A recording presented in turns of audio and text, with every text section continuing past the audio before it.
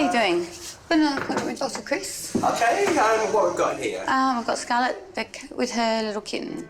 At the Bondi clinic, Scarlett is fiercely guarding her 3-day-old kittens. Hey, sweetie. So tiny, it's a little leg, huh? Oh. Owner Wendy and her family have grave concerns about one of the little girl kittens, Amari. Normally in a vet clinic, the earliest you ever see a cat is at around 6 or maybe even 8 weeks of age. To see these little kittens so young, it's very much out of the ordinary. So, what's happened? Because these guys have only just been born, haven't they? Yes, they have. One was the last one that came out. She's come out with a twisted leg, which I'm really concerned about. When Wendy first brings this kitten out, I look at its legs and straight away know whatever it has, it's serious. That's a very rare thing to see in a kitten, just to have that leg twisted and hanging like that.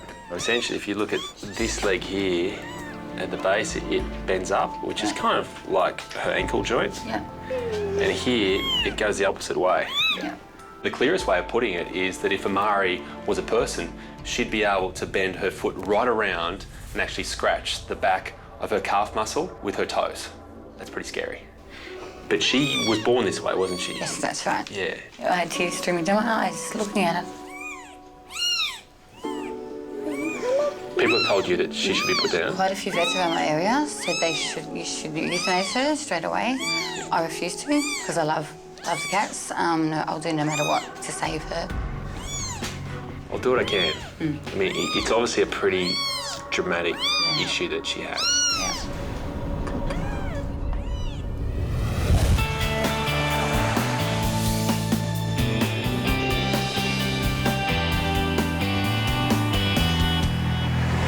Headed to Bundaberg in Queensland, and there's a scene that plays out here that's been happening since dinosaurs roamed the earth. And one of my ranger mates gave me a call and she said, "You got to get up here now." So that's where I'm headed, because this is something I don't want to miss. Tim Faulkner has been called away from the Australian Reptile Park to witness an exciting event. G'day. Hey, Tim. How are you? Good. Great you come to Monterey. Oh, it's nice to be here. Yeah, it's a busy time here. We've got turtles galore, so we're at the moment nesting and hatching turtles. Judging by all of our visitors that we get here, we get people that come back over and over again, so I think Tim's going to think it's a pretty special place. Where are we going to head? I reckon we'll go up north. Yeah? And have a bit of patrol. Okay. Yeah? This was an opportunity that was too good to pass up. Loggerheads in the wild face a lot of threats. There's longline fishing. There's plastic objects, bags and hard bits of plastic they swallow and kill them. It's a very good incubating beach. We get really good hatchling success. Yep. And most of the turtles come up into that first grassed area to lay their eggs. Oh, do they? So they're not going up over the top? No, loggerheads usually hold stay on there. this bottom, yeah. It's not long before Tim spots a tantalising clue about what's going to happen. An eggshell. A little turtle's hatched from that. And that's tangible evidence that there are babies under here. I haven't seen any signs of life yet, but I know they're here. Now it's a waiting game. The sun needs to drop. We sit tight, wait for a turtle to walk up on the beach, or little turtles to scurry down the beach. Either way, I'm excited.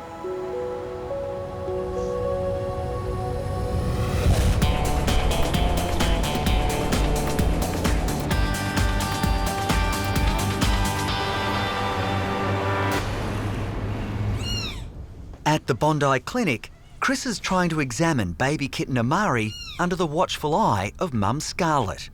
Is this okay by you, Mum? You can take it back, are you? No? It's all right. Good girl, Scarlett. The tiny 3-day-old kitten was born with a severely deformed back leg. In all honesty, my big concern at the moment is looking at that leg, maybe it's just the tip of the iceberg. What I want to do is have a look over her right now and just check there are no other little problems, because quite often if you have a deformity, you can have other issues there as well. We'll just have a look on the roof of her mouth, just to check there are no holes there. A classic location for a genetic abnormality is a cleft palate, so it's important to look inside the mouth. It's actually pretty smooth in there. Yeah. Let me just have a little listen to her chest. Thankfully though, listening to Amari's heart, the beats sound clear and crisp. There's one thing we don't need to check, and and that's her little voice box. That is fine. Yes, that's good. It's working perfectly, isn't it? After doing a full physical examination on Amari, I'm more confident that what we're looking at isn't a genetic abnormality, but I can't be sure. The only way to be sure is with an X-ray. We'll be back, and then I can work out a plan. Yep, excellent. Let's cross our fingers, eh? Basically, every vet says that she's got no hope, so I'm really hoping Dr. Chris has an answer for me, and we can save Amari's life. Wow, you can see the line here. This Okay, is our so we got a track. Yeah, exciting. At Monrepo Beach in Queensland, Tim and Ranger Kathy are seeing the first signs that egg-laying loggerhead turtles are nearby. If you look at the flipper marks, you can see they're across like this from each other. So that's a loggerhead turtle. They come up the beach using their front So you flippers. can identify the species by the tracks? Yeah, yeah. All we need to do now is follow those tracks and we find a turtle.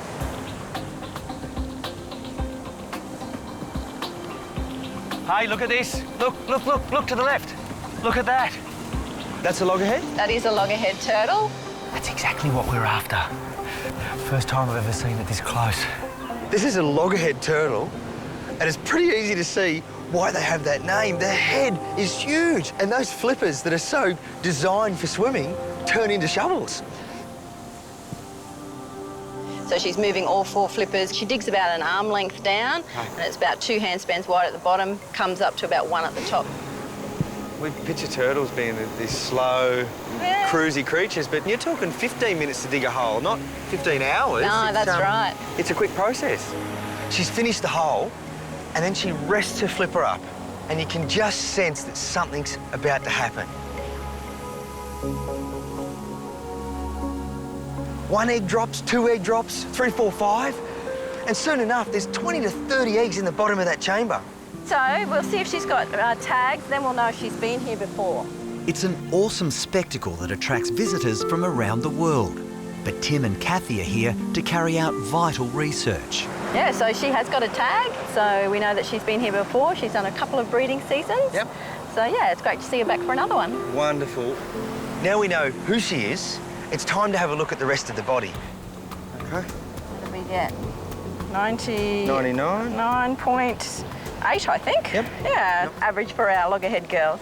Now the mum has to make sure her precious eggs are protected from predators. So you can see all this sand she's dug out, so she's going to fill in over her nest, so it's nice and safe. She's laid her eggs, the job's done, and now she's making her way back to the ocean, and pretty quick too.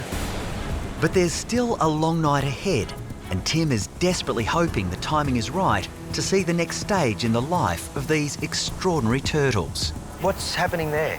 Oh look, Tim, we're in luck. Look at that. Holy moly.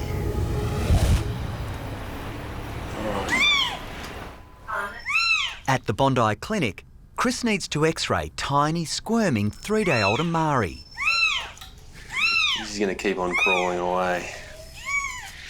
Okay, so this doesn't look great, but it's often the best way to keep a kitten that's moving from giving us a blurry image on an X-ray. I'm sorry, Amari. This is not what you want, but yes, I've taped you down now. My real hope is that Amari's problem is purely as a result of her being in the womb and being compressed up one end and never having a chance to really stretch that leg out. X-ray. The X-ray will tell me, though, if this problem is actually the cause of a serious bone deformity. If that's the case, this issue will not be easy to fix. So you can see this is the normal leg here, and that's the femur coming down to the tibia and fibula. But when we go to the problem leg, we go femur, tibia, fibula, but then it takes this massive deviation out to the side. We've got tendons, we've got ligaments, we've got muscles that have tightened up and twisted and essentially locked that leg into the wrong position. You're a good girl. Owner Wendy is anxiously waiting to hear what Chris has discovered. It'll be heartbreaking to see a bad outcome. I'm really hoping for a good outcome. So I've had a good look at the X-rays. So what we're dealing with is a purely soft tissue problem. So Wonderful. it is something that's just in the tendons, in the ligaments, in the muscles. Yeah. What we're looking at is something that has probably occurred during her pregnancy. Yeah, so she's been squished up Yeah. or so forth, beginning Yeah. of her to not be able to stretch out. Yeah, so she's got essentially what we call twisted leg syndrome. Yep. It's very rare. It occurs in very few kittens, but when it does happen, thankfully, there is something you can do about it. From what I can tell in the x-rays, she's got all the parts of her leg she needs Normal. to be normal. You've made my day already. When this kitten was born just a few days ago, everyone said, put it down. There's no reason for it to live. Yet she looked at them and said, no, I'm going to make sure this kitten gets a chance. No, you may have saved her life. She clearly sees something in this kitten and sees some sort of hope. My job now is to try to turn that hope into a reality. It's okay.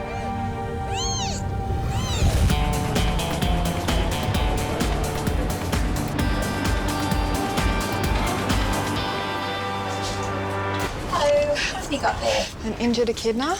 Oh, okay, all right. If you'd like to take a seat, I'll let Lisa know that you're here and she'll come out and have a look. Okay, great, thank you. Eddie the echidna has been rushed into the Bondi Referral Hospital SASH after being rescued from the wine cellar of a suburban home. He was removed from the house, and when I took him out, I noticed some blood on my leather gloves, and that's why I brought him here so he can have a check-up by a vet.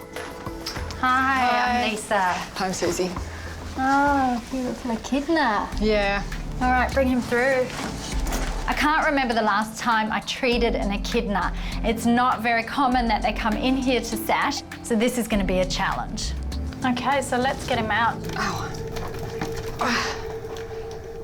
Yeah, he's bleeding from the nose. Oh. I can see blood coming from Eddie's beak, and my heart just drops. I'm really worried that this guy has got some serious injuries. He's got a bit of blood on his claws, but I think that's come from his beak. Okay. And there is a chance that he's got some fractures there. It's really distressing to see an animal bleeding, and just a little guy like that, yeah, I just want him to be okay to go back out. So do you think it's likely to be superficial? Or? It's hard to know. The only way that we'll be able to tell is to actually take an x-ray of him. And the only way we'll be able to get a good x-ray of him is to give him an anaesthetic. Eddie has potentially damaged one of the most important parts of his body. Now, if he has a broken beak and we can't repair it, he's not going to have any chance at survival. It's okay, chicken. Good girl. At the Bondi Clinic, Chris is starting treatment on little Amari's badly deformed leg. So she may only be 3 days old, but what she's going to get is a pretty intense physical workout. It's okay. It's okay, darling. Kitten physio may sound a little strange, but it is exactly what Amari needs if she's going to be any chance of correcting the position of this leg. If Chris can't straighten the leg, the tiny Tonkinese kitten may never be able to walk properly. So our first goal is to get that leg straight. So if we straighten it out Pull there. it out. Okay, we let it go. At the root of this problem is the fact that the tendons that are actually meant to be loose enough to allow Amari's ankle to function normally, they're simply too tight. They're pulling that foot right back around. So we push to the point of resistance, which is right there, and we just hold it there for 10 seconds. Devoted owner Wendy will have to continue Amari's rigorous treatment at home. You're going to have to be a bit tough here too, because understand that, yeah, I'll be she's going to let out screaming. a few little screams. Yeah. Okay, but It's all for the best, darling. yeah. It's going to be a lot of hard work, a lot of long hours, a lot of having to put up with a poor little thing crying, but I know it's all going to be worth it in the end. So we're going to, in between the stretching, put her into a splint. You may not be surprised to know that we don't make a lot of kitten splints. Really? Yeah. There's not a huge market for it. No, so it's going to be a makeshift type of... Homemade. While the idea of the physio is to try to loosen up those muscles and those tendons, the idea of the splints is to really lock it in position and then get the body used to that leg being in exactly that spot. It's okay, chicken. It's okay. See how she gets around. It's going to be tricky for her, but the hope is that she'll actually have to move this leg through now. Yeah. That'll build up her leg strength. Yeah. Okay, but that's a really nice start for her now. From being told 24 hours ago that this kitten shouldn't be kept alive to now, within the last 20 minutes, actually seeing real progress, it's quite a transformation. Wendy's really been rewarded for her faith in this little girl. All right. Okay. Big question's going to be whether Mum approves. Yeah, she's fine with it. Yeah. Couldn't have thought of a better outcome, hey? She's got a really good chance. Yeah. You know, as a vet, sometimes you do wonder whether once they leave the clinic and go home, whether that work will actually be truly done. But with Wendy, knowing her connection to Amari, you know it's going to happen. And she is going to have to work hard if she is going to get the results she deserves with Amari. Oh, look, Tim, there's hatchlings here. Oh, look wow. at that. You see the sand bubbling a little bit? With all this rain, we've got a bit of a hard surface, so we'll just loosen it up a bit. On Monrepo Beach in Bundaberg, it's time for a new generation of endangered loggerhead turtles to start arriving. We should see the sand start to bubble soon. Little heads appear. Oh, there we go. Look at that. Wow. Holy moly. A female laid her eggs in this spot 60 days ago, and now the babies are starting to emerge. Tonight, watching those females lay their eggs and the hatchlings pop their little heads up, it's a full cycle. And it's truly amazing. I do some special things in my job, but tonight, being here, just about tops it. Here they come. A whole lot are just about to hit me. What a sight. How they tickle. They do tickle. They're everywhere. There's so many of them, and they want out. They want in the ocean. They're almost at the water. Just about there. Here we go. He's coming. Wow, that was brilliant. Hey? These tiny babies now face a tough battle for survival. Less than 1 in 1,000 of these little hatchlings will make it to be an adult, and they're off.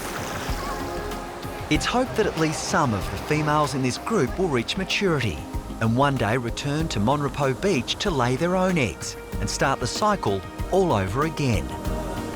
I have never quite seen anything like that. Yeah. I think it needs to be said, 50% of the world's loggerhead population breeds here, and that's because of the work you guys are doing. I mean, you've been here 20 years, so you're a big part of that, and good on you. Oh, thanks, Tim.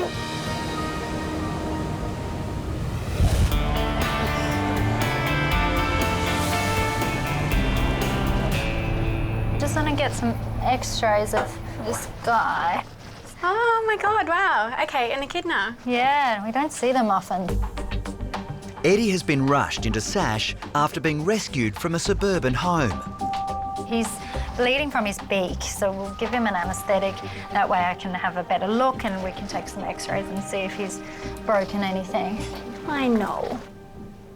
Poor darling, he's bleeding quite a bit, isn't he? We've got to work pretty quickly here because we're giving him an anaesthetic, which is risky, and he's bleeding quite a lot, and we've got to get to the bottom of it. Wise volunteer Susie is trying her best to stay positive. I'm totally hoping that he's going to be fine, that his x-rays come back all clear and that it's just a bit of superficial bleeding that can be stopped up and that he can go and be released tonight. I'm really hoping that I don't see any broken bones in these x-rays. If I do, I don't think Eddie will stand a chance at surviving in the wild.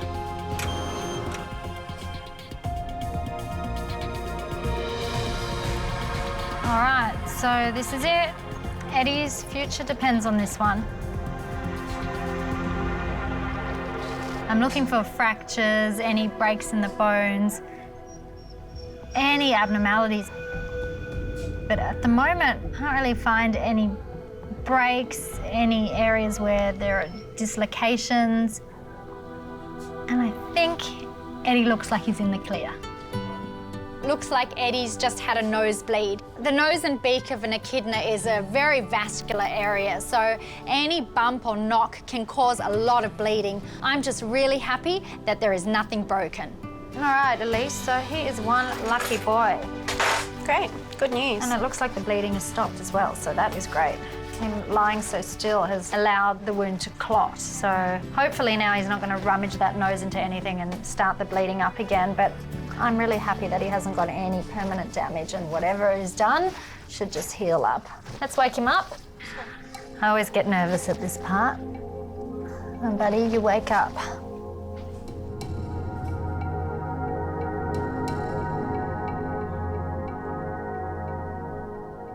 It's coming around now. There you go, buddy. Hey, Eddie, you're a good boy. Lisa can now share the results of Eddie's x-rays with the very anxious Susie. Hi. How'd he go? Okay, so that's good news. Everything is fine. Oh, thank God. Okay. Excellent. It looks like it's just superficial. Okay. And he should be just fine for release. Excellent. All right, that makes me feel so much better. Thank you. Alrighty, so you're happy for him to be released tonight? I think it's much safer if you keep him overnight. That way you know for sure that that nose isn't going to start bleeding again. Okay, great. He's such a lucky boy. I mean, he could have had a broken jaw, and the fact that he's only got superficial wounds means that he can be released, and that just is the happy ending we all wanted for our very special visitor here at SASH. Well, I'm absolutely stoked because he's going to be fine. So he's going back into the wild where he belongs, and it's happy days. Good luck. All right. Hope it all goes well. Yes, thank you very much. See you, Eddie. Bye, buddy. Feel better. I could not have hoped for a better outcome for this little Aussie battler. He's back with Susie. Makes me so happy that he will stand a great chance to lead a long, healthy life in the wild where he belongs. You are one lucky little guy. Let's go.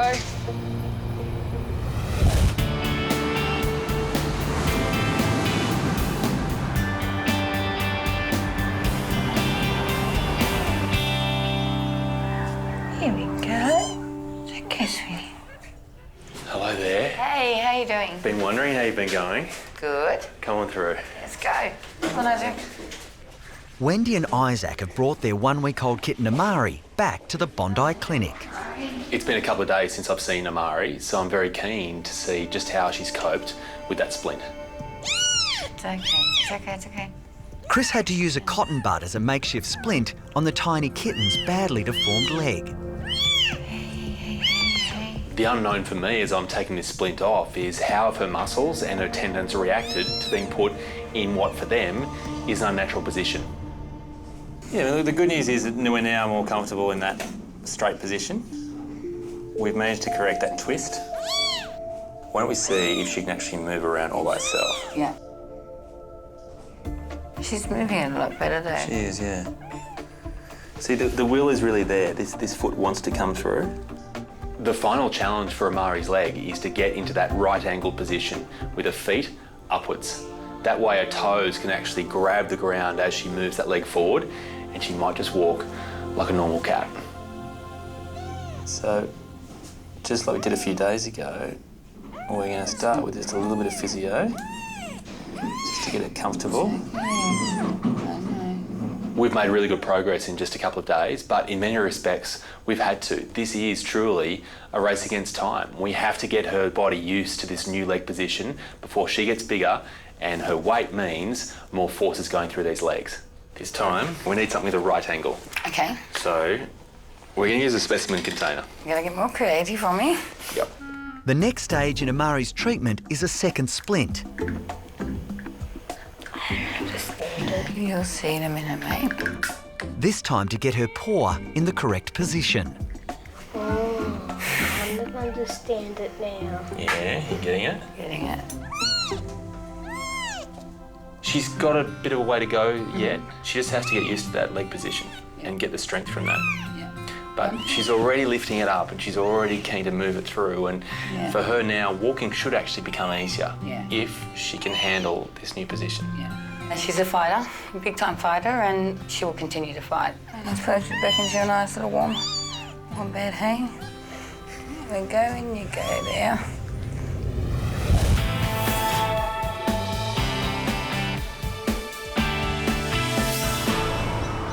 Such friendly little pups. Gorgeous.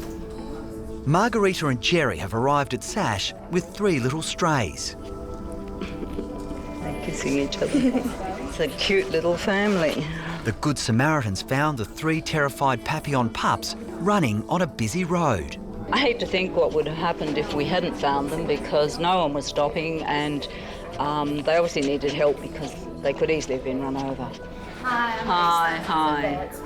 Nice to meet you. Yes. What have we got here? Well, we haven't got any names. Just 3 gorgeous dogs. When you found them, they were just running on the road, yeah. Okay. Yeah. We often get stray dogs here at SASH. We get 1, maybe 2, but to get 3 all together, now that's unheard of.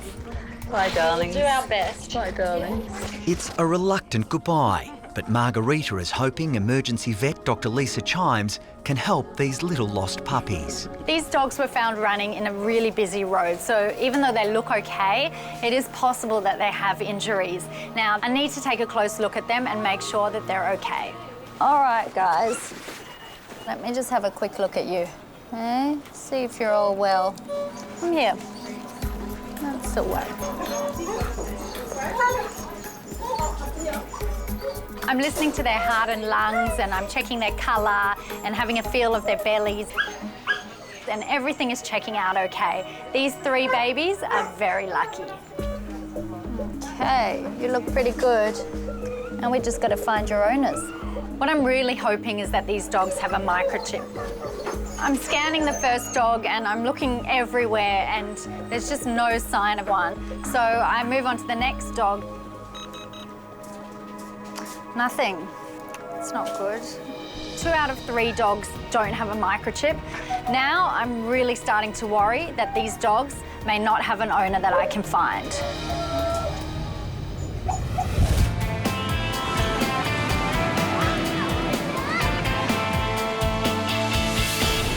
Come on, Cliffy. Can you come? Up we go. 16-month-old Cliff is being rushed into the Bondi clinic after eating something very dangerous. Oh, good.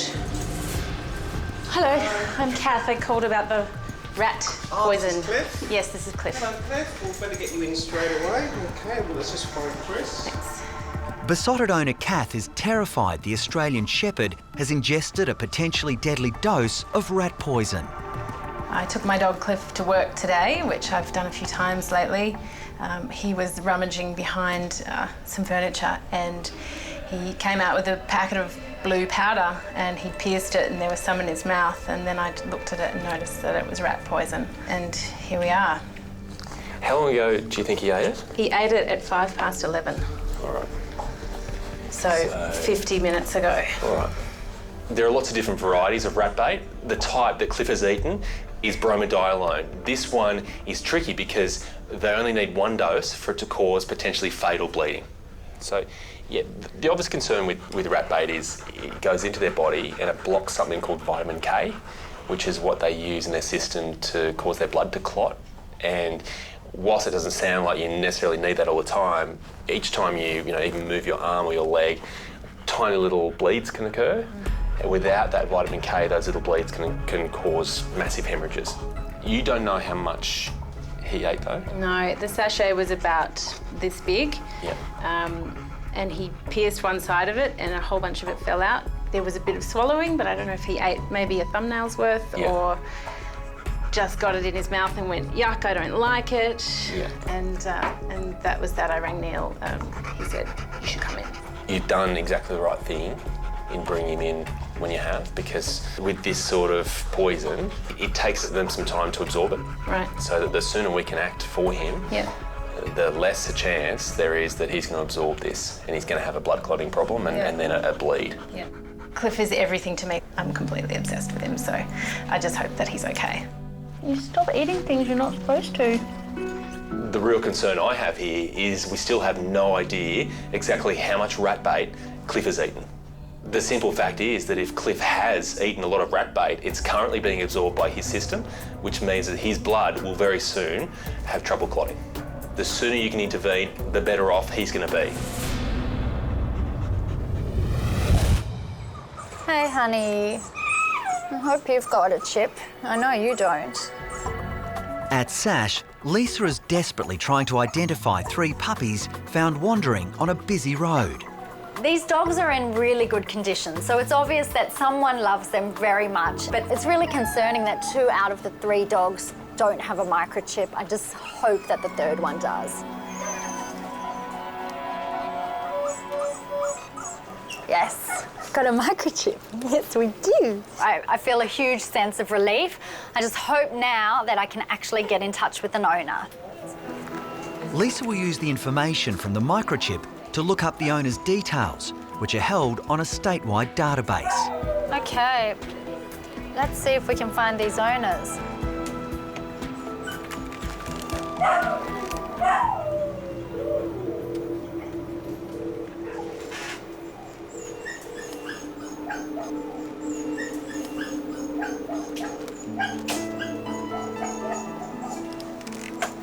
There's no answer, there's no voicemail, so all I can really do is try again later. I just hope I can get hold of them.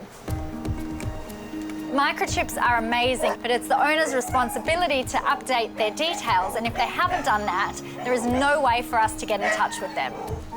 Okay, guys, so this is it.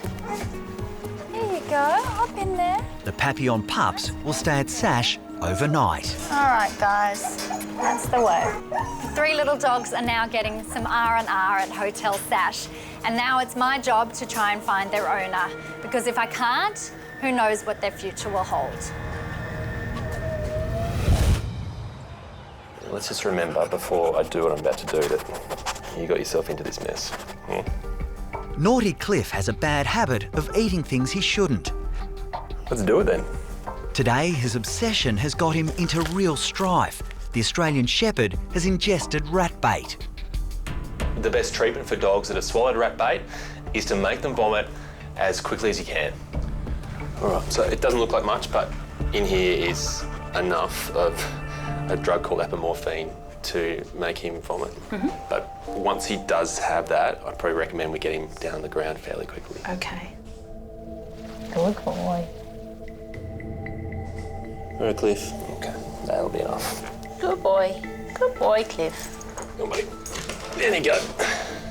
Owner Kath is extremely worried. She knows that even the smallest amount of bait could cause the 16-month-old to suffer potentially fatal internal bleeding. It's rat poison, and it's obviously designed to kill. I've known dogs who've died of ingesting poison, and I just hope that we caught it in time. The anxious pacing is really a place we've all been. Right. Looks like he's starting to feel a bit spewy. If Cliff vomits up blue, we know he's eaten a lot of rat bait, and we're about to find out.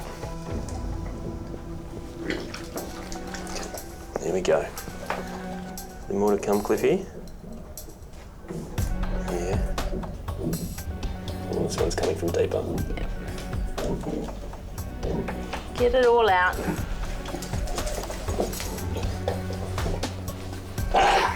It's all right, Cliff. Good boy. That was important. You see that? Yeah. I'd be quite concerned if this was awash with blue. Yeah. And it's not. There's little chunks of blue. Yeah. But if he'd eaten a lot of it, it would stain the entire vomit. So I'm confident that since we've got to him within an hour, that he hasn't actually absorbed enough rat bait for it to be a problem for him. And that's the really comforting thing Oh, here. good. Thank you. It's been quite an effort for Cliff, but thankfully, all the bad stuff inside of him is now outside of him. That look on your face, Cliff, really says it all, doesn't it? It's not a good day. I don't know if he's going to want to watch your show anymore. You might have lost a viewer. Cliff does look pretty helpless right now, but thankfully I can give him an injection to reverse some of this nausea and make him feel a lot better. So he won't exactly be bounding out of here, but at least he won't be projecting himself out of here. Yes. And we know he's okay. Yeah. I feel really lucky that we found him before he ate the whole packet, because I can't imagine him being sick or not being with me. So I just feel really, really lucky, and I can go home knowing that he's fine. Good luck. Yes, thank you very much. Hopefully it'll be the last time we see you for a while, Yes. at least.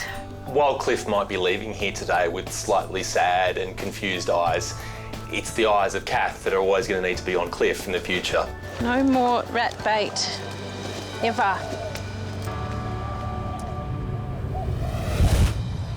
Guys, come on, relax, settle down.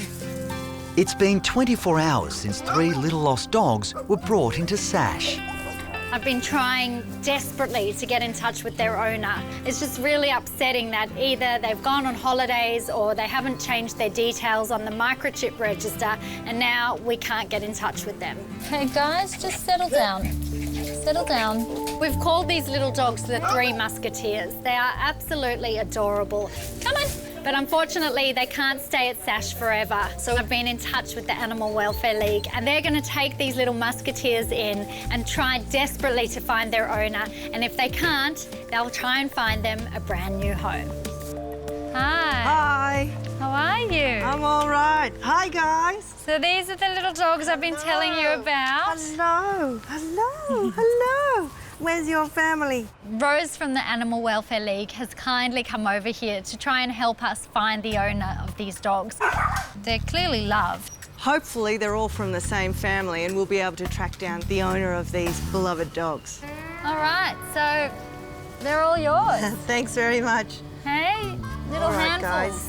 Hey. All right, let's go. Thank you so much. Oh, no, thank you. Good luck. All right, I'll keep you posted. Bye, sweetheart. See you later. Thank you. This way, guys. I really, really hope that she's successful because they're clearly loved and they deserve to be back where they belong. I'll keep you posted. Thank you.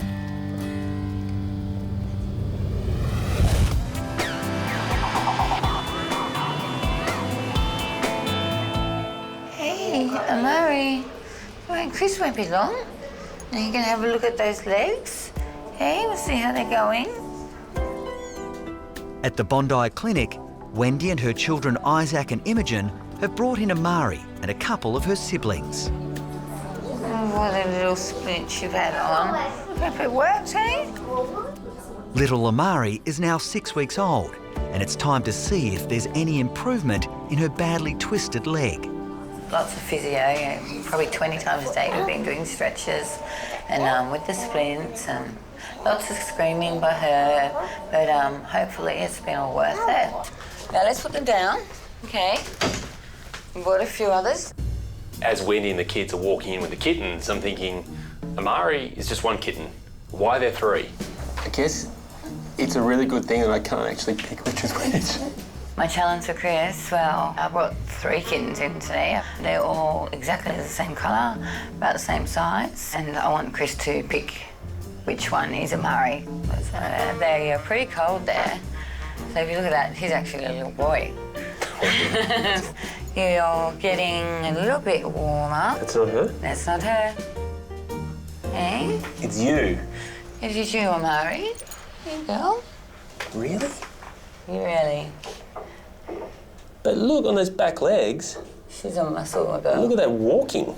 My mind keeps on going back to that moment just a few weeks ago where I was confronted with a kitten with a badly twisted leg and not much hope of survival. That's a very rare thing to see in a kitten, just to have that leg twisted and hanging like that. Wow, I mean, she's almost able to bend it right up on itself there. That's what he said, isn't it? Without crying too. She's a little powerhouse though. I'm actually pushing reasonably hard there. I knew from the moment I gave Wendy those instructions about what she had to do with Amari's leg that she'd find it hard and she'd find it confronting because she had to push past Amari's pain threshold. But looking at what she's done, I'm in awe. She's done a remarkable job. I think you've been through enough hurdles for a lifetime, little one. So you can just enjoy the rest of your life like you're enjoying this chin scratch. There's no way I would have been able to do this without your help. It's been absolutely tremendous and I can't thank you enough. No worries at all. I did my bit, but you're the one that stared down those people that said she should be put down and said, no, I'm going to give her a chance. So. Well, that's it. I'm a determined one. She was so cute. Like, there's no way I could do that to a cat. Yeah. Amari has really occupied a really special place in Wendy's heart. She's been so determined, so dogged, and has made sure that Amari has overcome massive obstacles to be here today. And now she's got a life with Amari to look forward to.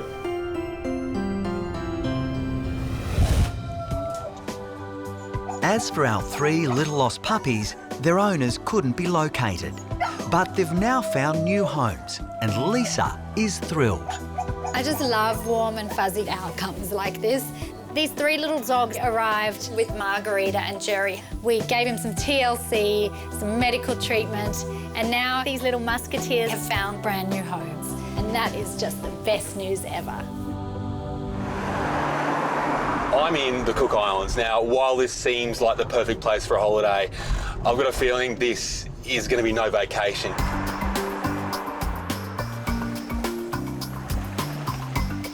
Chris has flown 5,000 kilometres to the exotic South Pacific, but he won't have time to enjoy the sights. You see, there is only one vet clinic here, and they service an area of islands that's spread out over a patch of ocean bigger than the size of Australia. So I'm guessing they're going to need a hand. Chris is headed straight to Rarotonga and the Esther Honey Foundation, which cares for the island's sick and injured animals. I know. The clinic was set up 30 years ago and relies entirely on donations and volunteers. Hello? You the boss around here? Hello? Hello? Hi. How you going? I'm Chris. Chris, Amy, nice to meet you. Good to see you, Amy. Here to help. That's spectacular. You're excited about that? I am always excited about more help. Since we do always have a full house at the Esther Honey Foundation, having extra sets of hands and extra help is always appreciated and takes a little bit of the burden off of us. Consultations happen in there. Yeah. Got our feeding and laundry in there. Over here, surgery and x-ray. All right. I've only had a quick look around, but already I can see the conditions are pretty basic. There's one consultation room and very limited medication and equipment. Yet somehow, these guys are on the front line when it comes to helping out the sick and injured animals of the Cook Islands. I'll put my box down. Yeah, do that. We'll get started. Sounds good. Minutes later, the first emergency call comes in. Got your gear? Yep. All right. Let's go. An animal has been found injured after a hit-run accident. Looks like a puppy's been hit by a car, so we're just gonna go see what we can do to help that little dog out. So this is pretty typical of what happens around here, I guess, with dogs not having fences and... Yeah, it is pretty typical. It's also relatively typical that we need to go out and collect them because, as you're seeing now, most of the people just have motorbikes. To be honest, as I'm arriving with Amy, I am expecting the worst. The cars on this road move quickly. So, the outcome surely can't be good.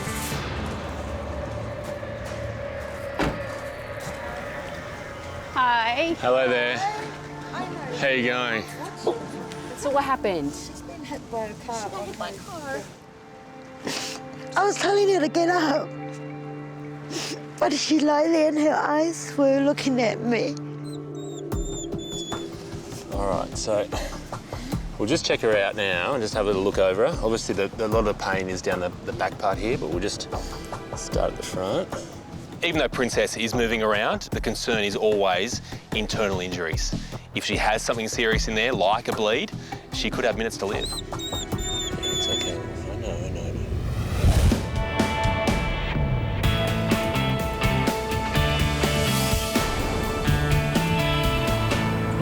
Good girl, honey. Okay, so this dog's come in and she's not looking good at all. Hey, that feels really bloated. At the Bondi Referral Hospital SASH, 6-year-old Molly has been rushed in with a badly swollen stomach. When I feel her abdomen, it does feel bloated. She's really not in a stable condition, so we've got to act fast. Emergency vet Dr. Lisa Chimes is worried the listless greyhound has a dangerous condition called bloat. Their stomach basically fills up with air and becomes massive. And the risk is that that stomach can twist, cutting off the blood supply to vital organs, and that can kill them. All right, honey, let's get an x-ray done. Owner Bethany is a former vet nurse and recognised the symptoms straight away. I've had a dog pass away with bloat about 10 years ago, and seeing Molly's symptoms, it kind of has given me a big scare, and I'm just hoping that what they find is not what I'm thinking, but I'm worried. All right, come on, Molly. That's a girl. I need to take an x-ray of Molly's abdomen right away, because if she's got a bloated, twisted stomach, her life could be in serious jeopardy.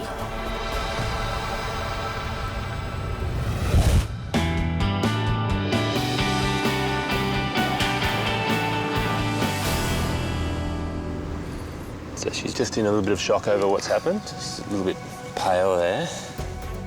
In the Cook Islands, Chris has rushed to the aid of hit-run victim Princess.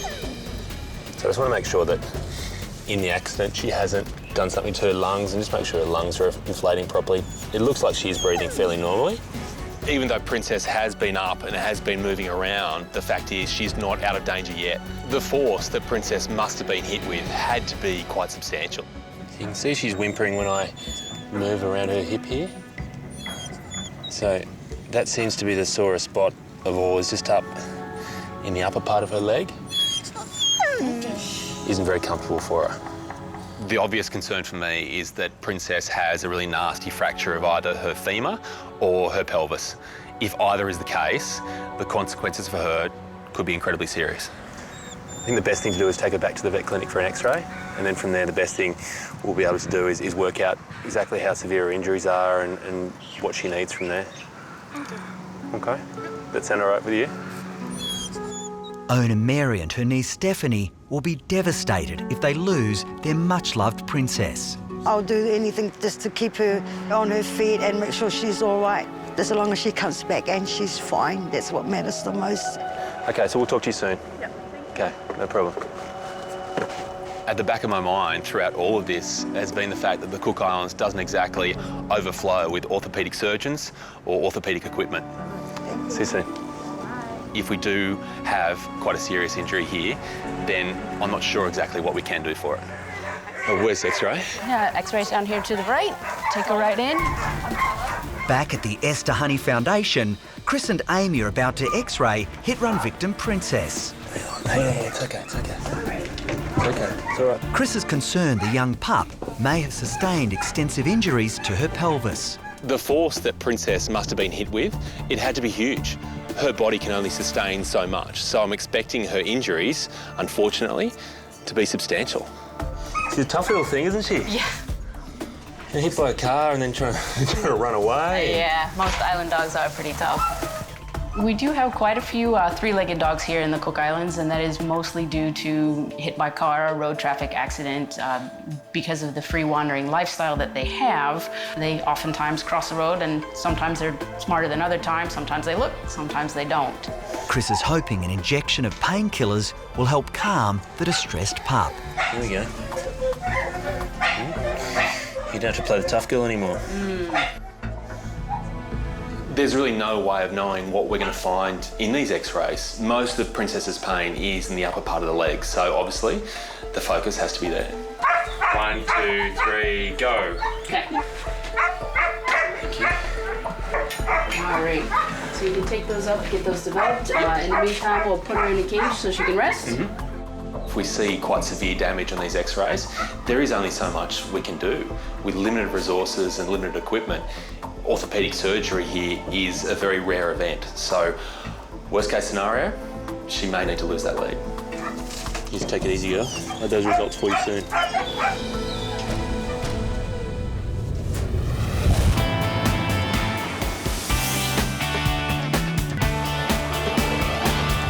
We just need to get a picture of your tummy.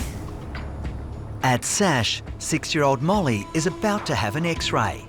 Lisa needs to confirm whether the greyhound has a potentially fatal condition called bloat. I need to know if her stomach is twisted, because if it is, she's going to need surgery straight away. All right, good girl. Stay there, Molly. Molly's devoted owner is anxiously waiting for the results. I'm hoping it's not bloat. I had a dog 10 years ago die because of bloat, which is really scary, and I just hope that she pulls through. Oh no, this is bad. When I look at Molly's x-ray, her stomach is absolutely massive, and it's very obvious that it's twisted. Now, that is something that needs surgery, and without it, Molly won't survive. So, I've taken an x-ray of Molly, and it shows that she has got a bloated and twisted stomach. So, she needs emergency surgery. Okay. Can I see her? Absolutely. Come through. My greatest fear is losing her, and that's not an option for me. I just want to make sure that she's okay, and I just can't lose her. Molly's life-saving surgery needs to happen immediately. You'll be good. You're good, okay? It's absolutely heartbreaking just to think that she's about to go through major surgery and I just can't be there with her. My biggest fear at the moment is she doesn't come home. Sorry.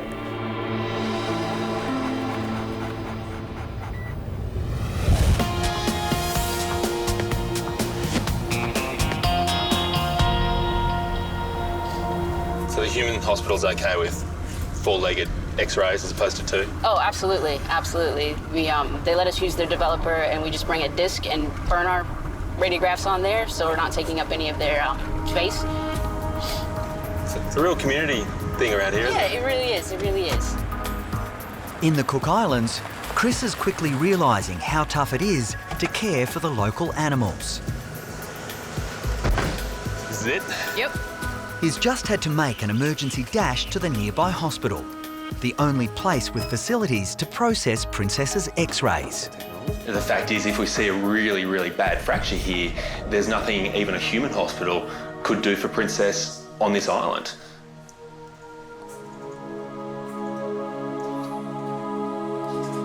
Wow.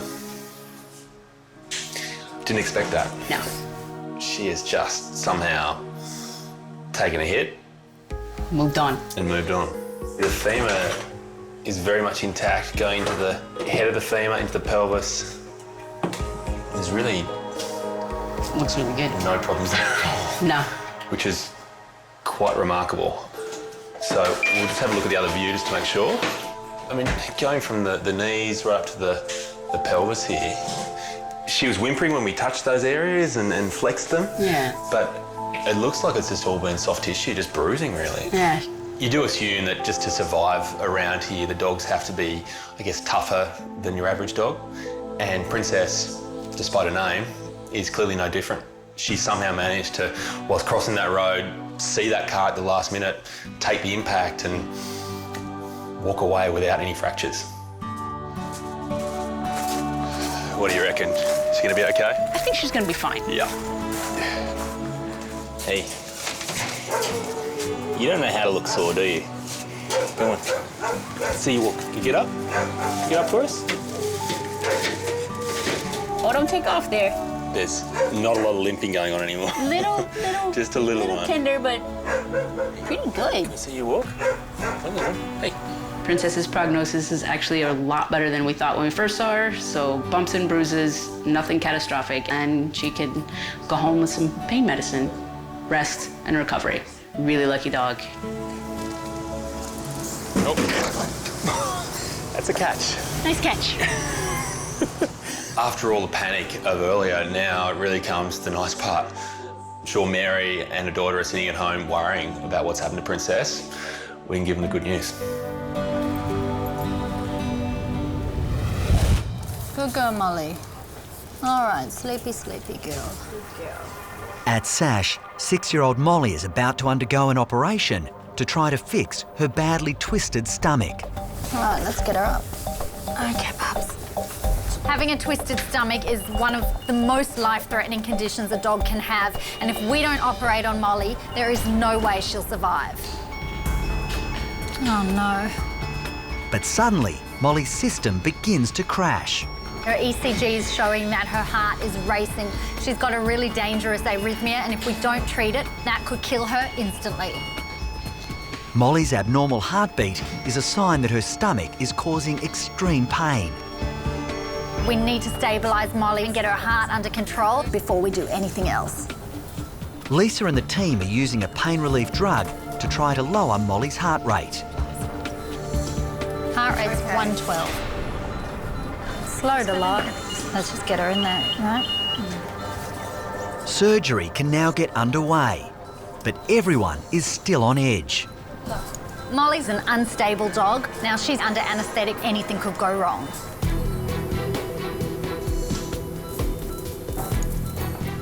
Specialist surgeon Dr. Ricky Cashmore will perform the delicate operation.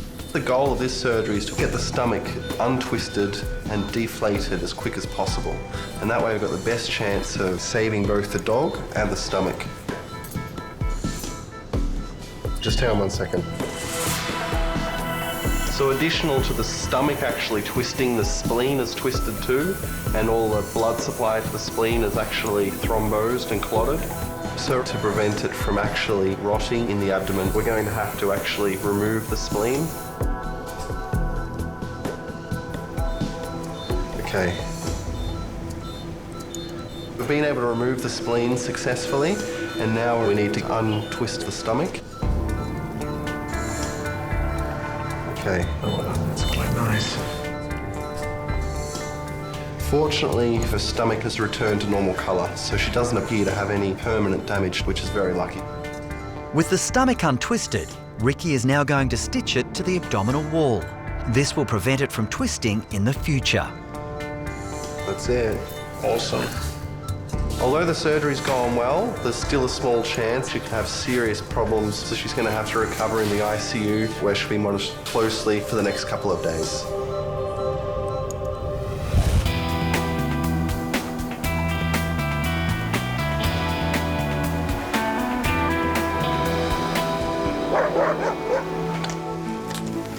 Hey, you smell where you are? Yeah? In the Cook Islands, it's time to reunite Little Hit Run survivor Princess with her owners. What is it with you jumping? As I'm carrying Princess towards Mary and Stephanie, the look they give her is just one of absolute relief. They're overjoyed to see her again and just happy to have her home. Oh, she's excited. She's excited, yeah. Hiya, princess. So she's still a little sore, which is to be expected. And she's going to have a bit of bruising there for the next few days. But considering what she could have been facing, yeah, it's a very, very good result. I'm just grateful enough that you have saved her and brought her back and nothing has happened to her. Well, you're beautiful people, and I can see how much she clearly means to you and how much you mean to her, considering that tail hasn't stopped wagging the whole time. We are grateful to both of you. It's great that the whole Esther Honey Foundation exists, isn't it? It's going to be hard to forget my first patient in the Cook Islands, but really she's demonstrated perfectly exactly the role these pets have in everyday life. They're part of the community, they're part of family, and they mean the world to these guys.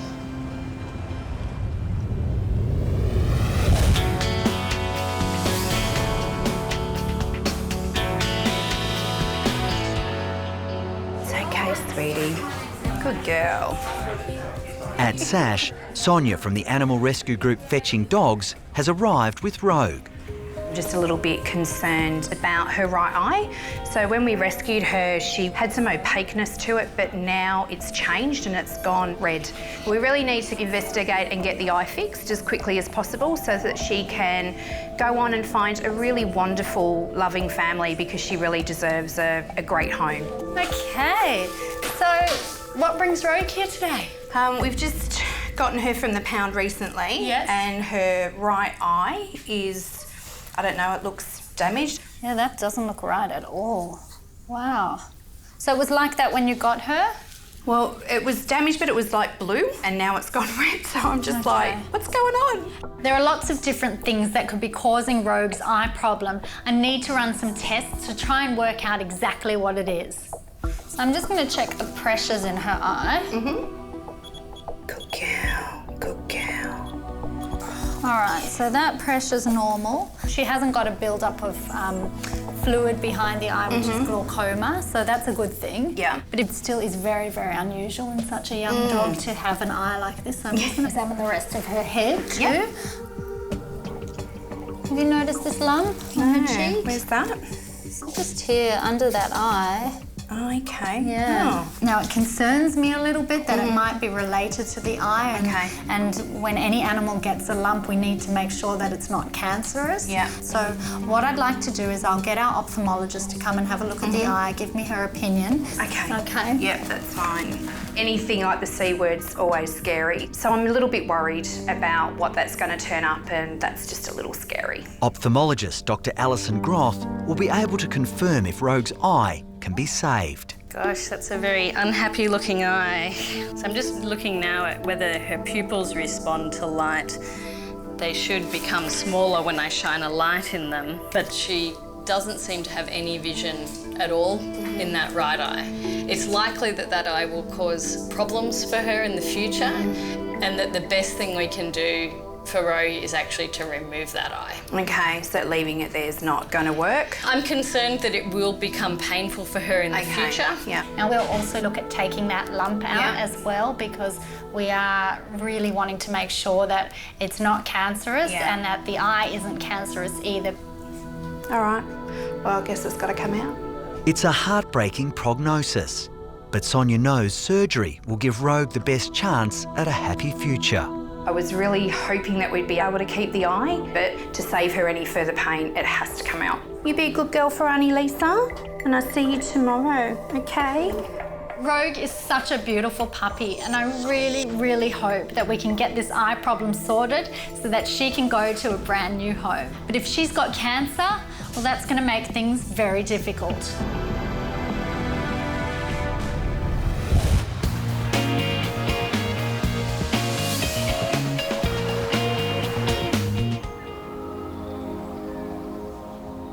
My next patient's in a box with a food bag over the top. Around here, anything can happen. At the Esther Honey Foundation in the Cook Islands, a mysterious patient is waiting to see Chris. Hello. Hello, How you going? Chris. Good. Thanks for waiting in the waiting room. That's all right, pleasure. Go on through. Okay. I really want to know what's in here. He's heavy. So I hope it doesn't flap all over the place. Tell me what's in the box, please. A Muscovy duck, a large one. Muscovy duck. Yes. Annette is worried about Manny, one of her pet ducks. Oh, hello. You've been hiding in there, have you? Didn't expect to have a look in here and see you. No. Manny seems friendly enough, but I'm seeing a big box and I'm seeing a lot of rope. Maybe I haven't quite seen the full Manny picture yet. Very much so. Now you know why I closed the door. Kind of making me look a bit foolish right now.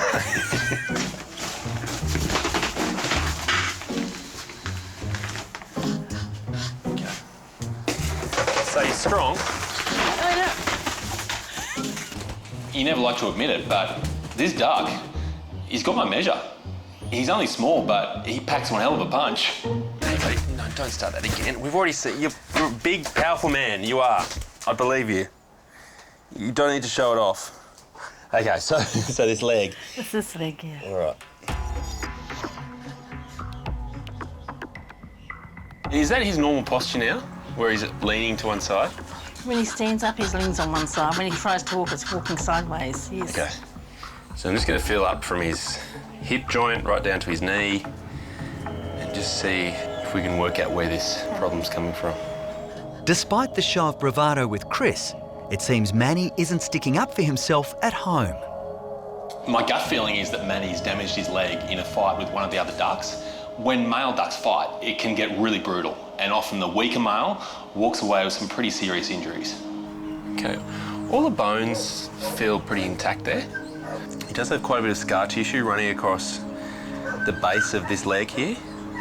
This is the strange thing. When I feel it, it feels pretty normal, but I do need to see how well he can walk, because if he can't, then he's facing some serious problems. We're now walking the duck. Let's go. Come on. Come on. Okay, can you see where that foot goes? So he actually puts the foot out to the side and moves his right leg more underneath him. There's a definite limp there. As soon as I put Manny on the ground, it's clear there is a problem. He really struggles to put any weight on that left leg whatsoever. So you can be sure he's in a lot of pain. Imagine if you had busted your ankle, how you'd walk. So you use your right leg more. With this other one, you keep that foot as straight as possible. And it's exactly what he's doing. So it's something he's been dealing with for a while, but there's a reason why he's still got a problem after all this time. Yeah. I'll go inside and I'll tell you. I can't relax until I've caught him. Come on. Go on. Let's go. Let's go. See, I got you that time, didn't I? Oh, almost.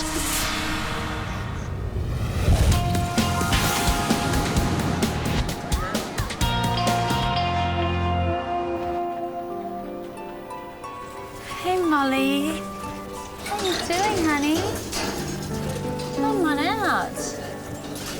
At SASH, it's been 24 hours since Molly's life-saving surgery. Molly came in here yesterday with a twisted stomach and she needed emergency surgery to have that stomach put back in position and have her spleen removed. I'm going to take a look at her and see how she's doing. A good girl, hey? Look really good. Most animals that have the same problem as Molly take a few days to recover, and Molly overnight is looking so much better. She hasn't had any complications, that arrhythmia has resolved, and I think she's ready to go home. Should we go see Mum? Okay, let's go. I'm really excited to be able to take Molly home tonight. Normally they need to stay in hospital for a lot longer than this, but she's a fighter, my dog. Hey, baby. Hello, my dear. Hi. Hello. How are you? I'm so relieved that Molly has pulled through. Knowing how severe this sort of situation can be, and the fact that she's pulled through is amazing. She's happy, she's bright, she looks incredible. All right, so this is it. Yay. Bye, sweetheart. Hey, you be a good girl for Mum. Hey? Oh, you're a lucky thing. When Bethany first brought Molly in here, she was absolutely devastated. She didn't even know if Molly was going to survive. And now she's taking her home and she must be over the moon. Bye. Lisa, thank you. Pleasure. Come on.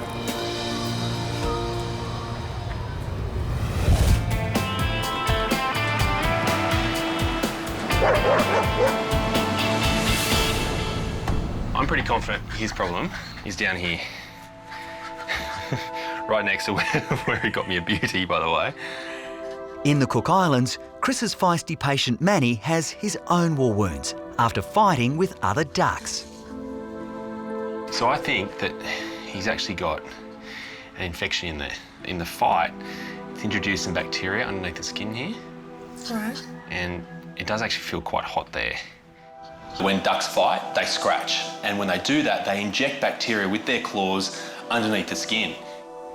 So I think what we need to do is give him some anti-inflammatories and some antibiotics. If we do that, then we'll treat the cause of the problem, but also treat his symptoms. So he'll walk a lot better, but in the long term, we'll be able to fix the problem as well. Okay. That's what we need. Yeah. Yeah, it is. I'm very glad Chris has treated Manny. I think with the antibiotics and anti-inflammatories, the duck will be a lot better and can probably fend for himself. So I can give him his first dose now if you like. This is going to be tricky. This is going to be tricky, real. Manny will need to be on the prescribed medication for at least a few weeks. After this time, Chris is confident the young bird will make a full recovery. I'm quite sure Manny's going to go home and tell all his mates how he beat up a vet from Bondi. And going on how I look right now, I don't blame him. Oh, thanks, Chris. No worries. Lovely. Good luck.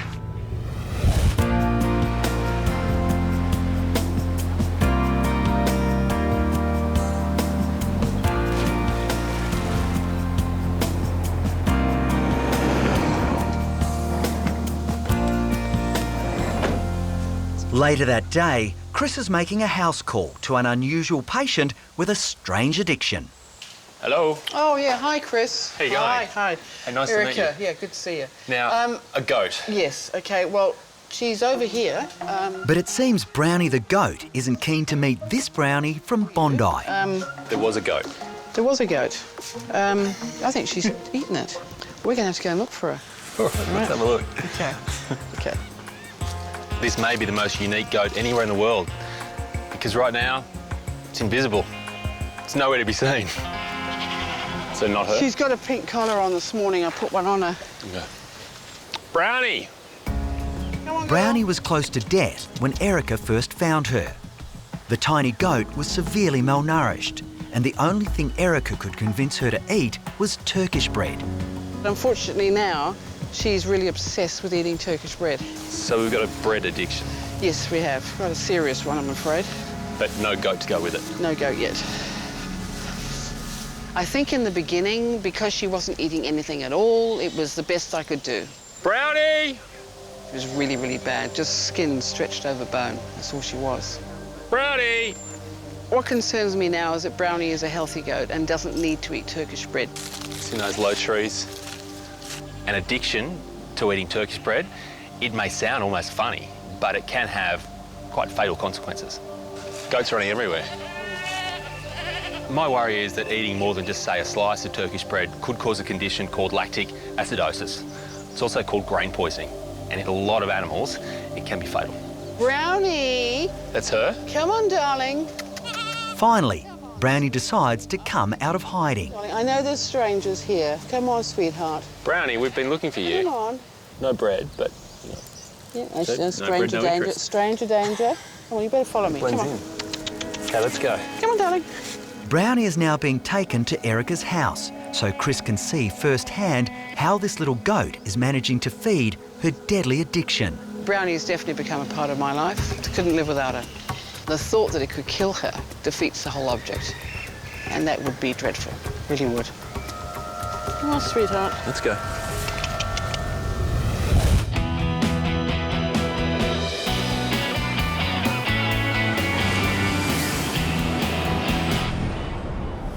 You're very brave.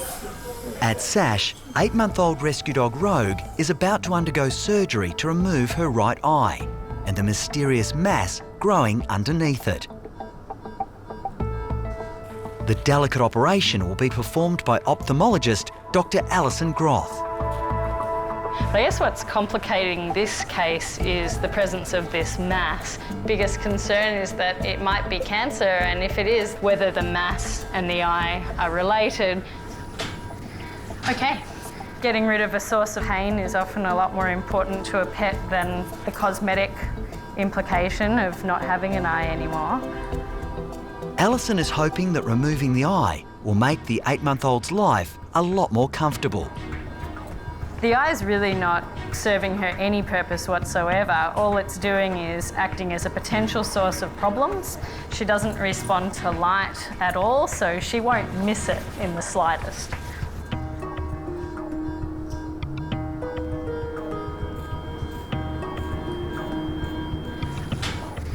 Okay. 20 minutes later, and stage 1 of the operation is complete. So that's the eye out, and now we'll stitch up.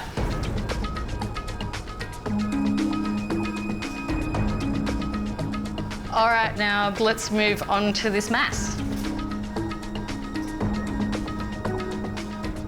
I think that the lump's probably more of a concern to us. It might be cancer, and if it is, then there could be more serious issues.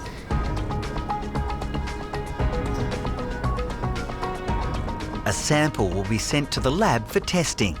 The pathology results should be back within a few days. It will be a nervous wait until then. All right, that's it, it's done. I'm really happy with how it went. She's been a very good patient. Let's go. Let's go, Brownie. So this is where it all happens? This is where it happens.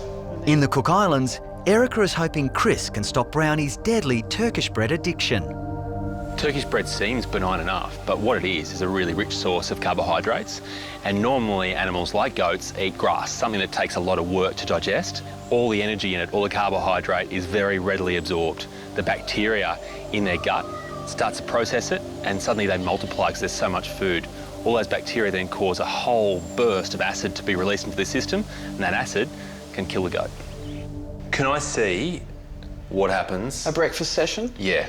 I've got 10 cats, and they have to all be fed in different places. You've got quite an audience here. Well, this lot, yeah. 3 cats and a goat so far, watching your every move. She knows when my concentration's gone. She knows she's not supposed to steal out of the fridge where the Turkish bread is, but she waits for her moment.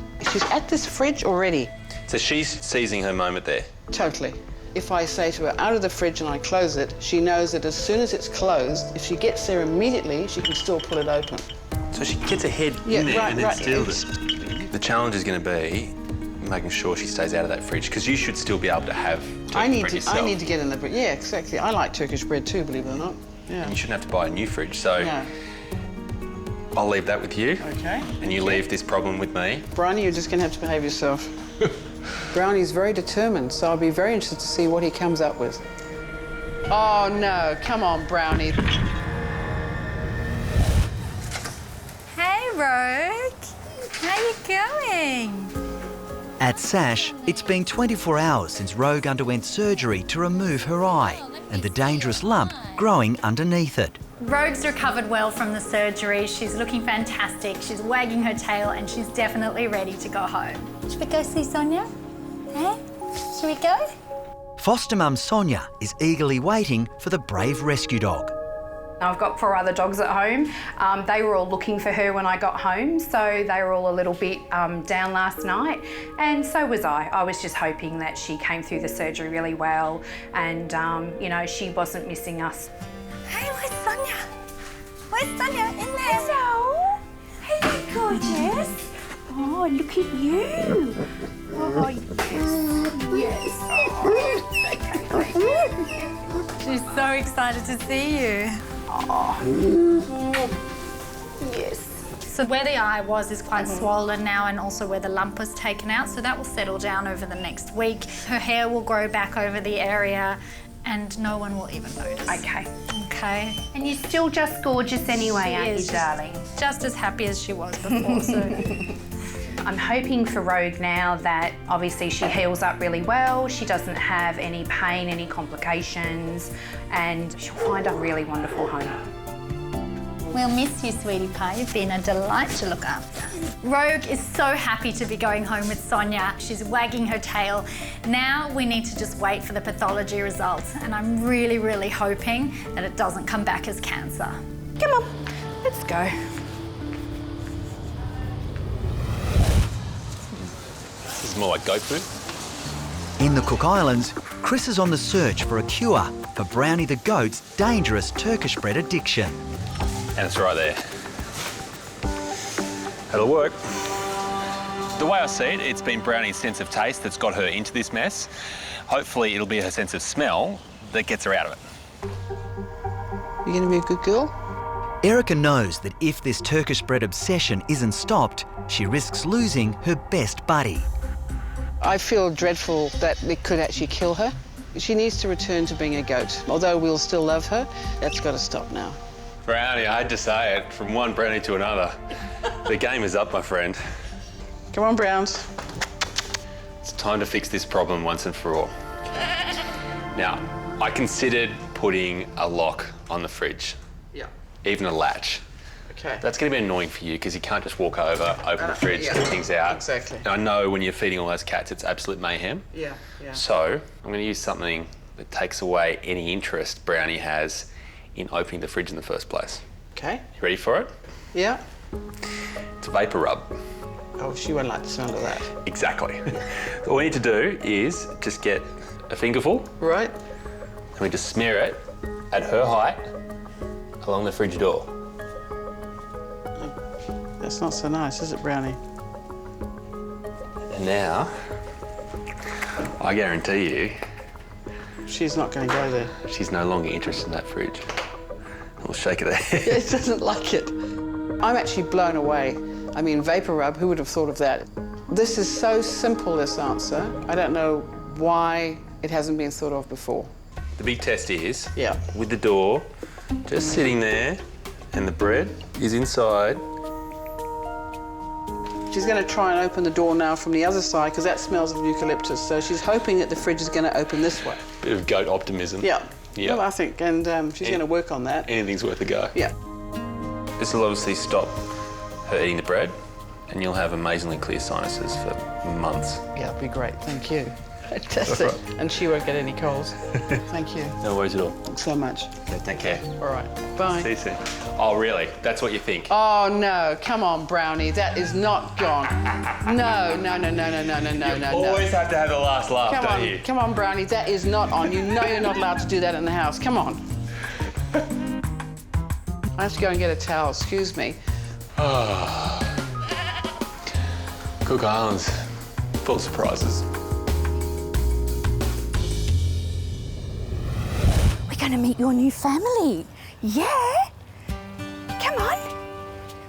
It's been 4 weeks since Rogue's operation, and foster carer Sonia has now found the brave wolfhound a brand new home. Rogue's come along today to meet Amy, Ruth and little Theo. They're a lovely family. So fingers crossed, this is the home for her.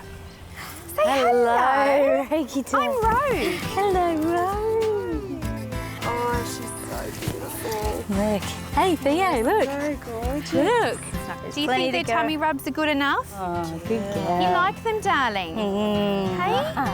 Oh, Rogue's beautiful. The minute I seen her, I just sort of fell in love, and yeah, she's definitely special. Theo. Look. Oh. And there's even more good news. Rogue's lump came back non-cancerous, so that was very relieving. So everything's all good. Go. The fact that Rogue's only got one eye doesn't seem to bother her at all. She's just getting around normally and will lead a happy life. Come on, Rogue. Good girl. Good girl. Come on.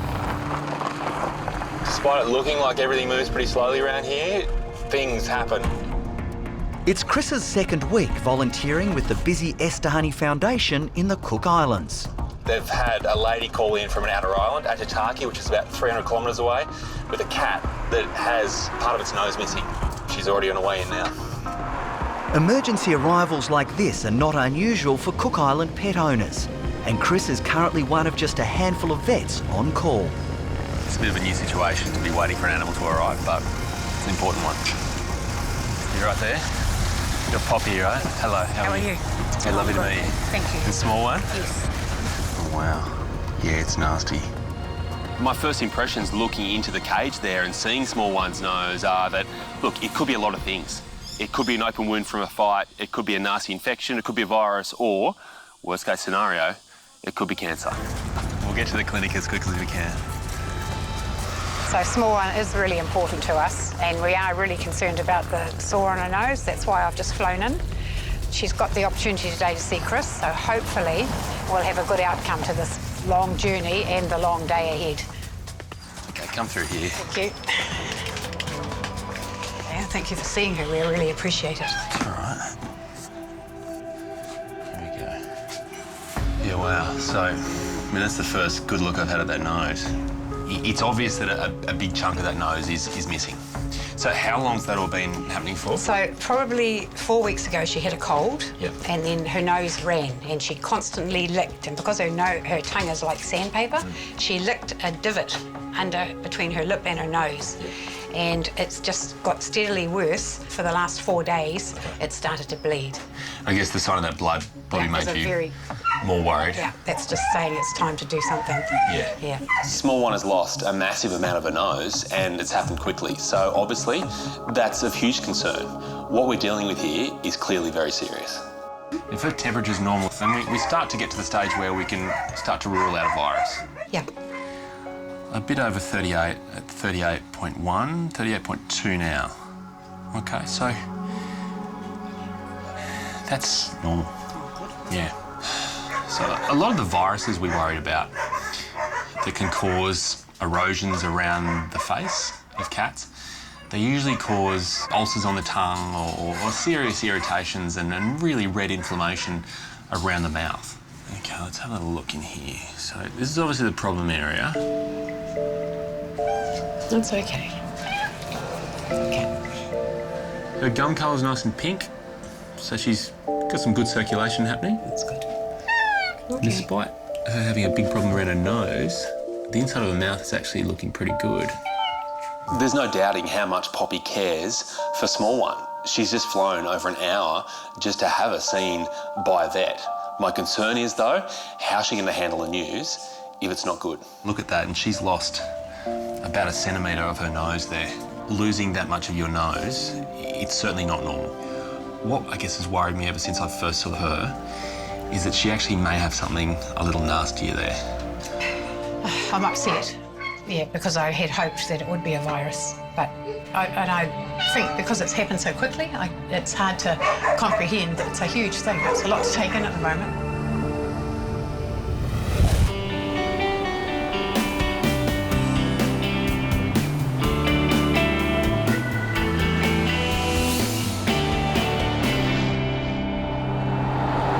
I'm excited about today. I'm on the other side of the country in Broome. I'm here to help out a good mate. He said to me, Tim, I've seen you move a few crocs before, but how about you come and help me with Bluey? At the Broome Wilderness Park, Big Bluey already knows something's up, and croc keeper Dave Tapper is anxiously waiting for Tim to arrive so they can start relocating the massive beast.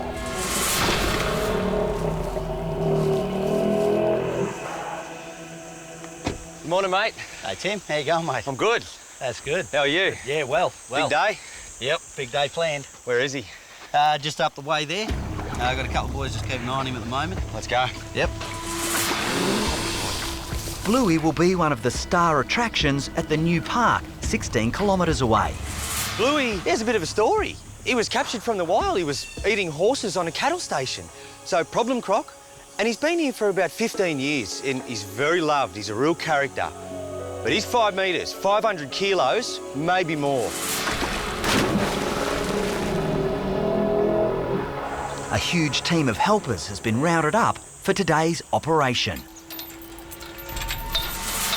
This is a big move. We've got a big croc, very dangerous, especially for us, but also for the croc. It needs to happen smooth.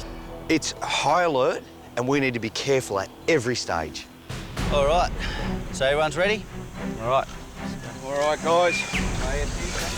Dave, Chris and I go into Bluey's yard, and he's nowhere to be seen. Just watch that rope,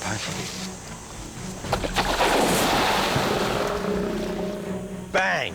There's Bluey. He's out, and he's right into position. Whoa! That first rope needs to go on now. We need to have our wits about us because a croc like this, make a mistake, you only get one chance.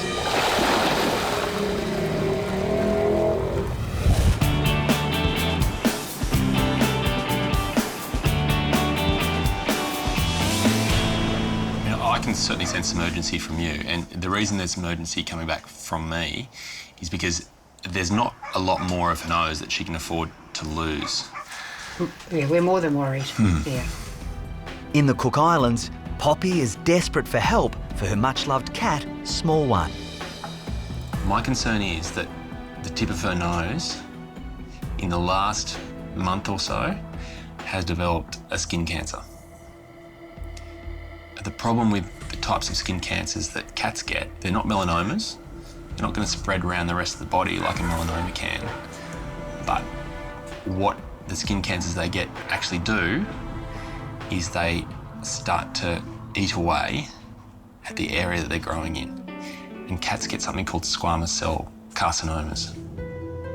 When you look at Small One, unfortunately for her, her nose doesn't have any pigment. It's not black, it's white. And with that white colour means there's no protection against the sun. So if we had left this, she would probably have died. Yeah. So that Shortly. Yeah, that cancer will eat into her face. Okay.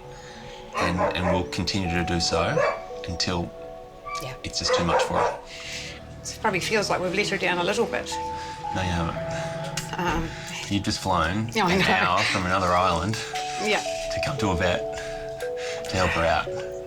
And her best chance of having a life after today is in acting right now. All right? I know that's a lot to take on.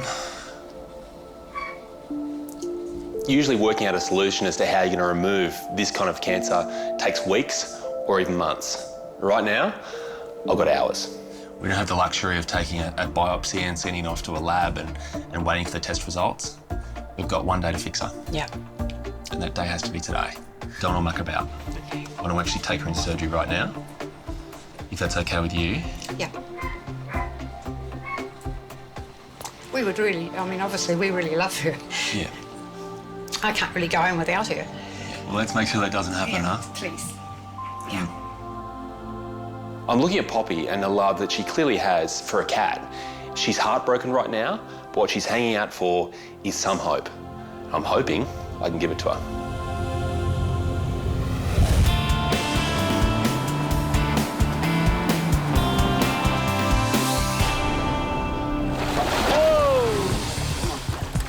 In Broome, Killer Croc Bluey is putting up a fight.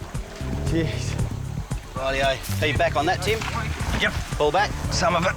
The massive beast is using all his 500 kilos to resist efforts to get him out of his pond. It's gonna roll. Okay, just hold it there. Keep the tension on. Let him roll. Perfect.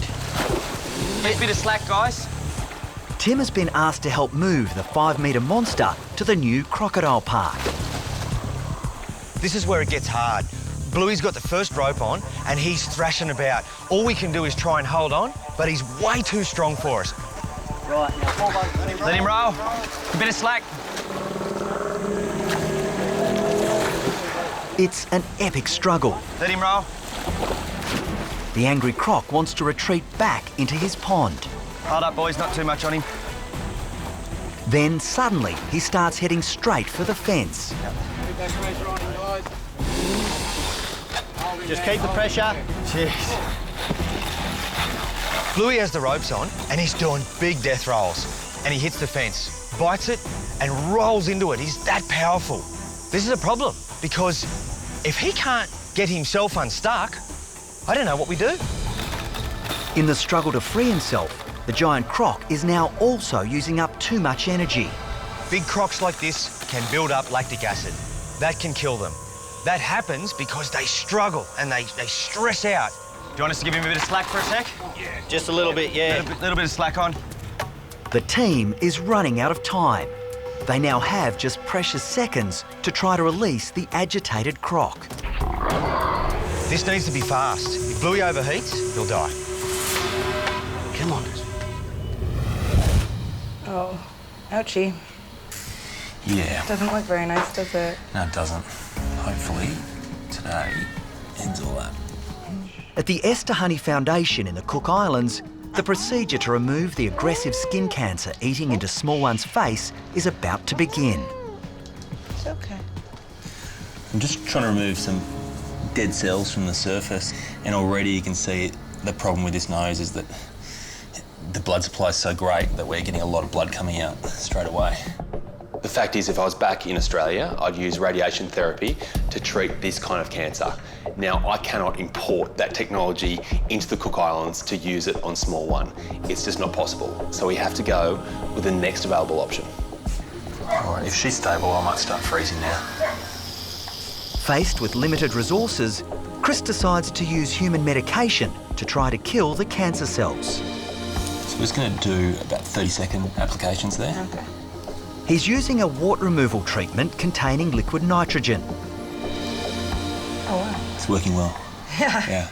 The whole idea here is to use multiple cycles of freezing, thawing, and that way the problem cells, they defrost, they expand when they're frozen, and hopefully then they pop. Then you let them defrost, then freeze them again. That process should actually kill them.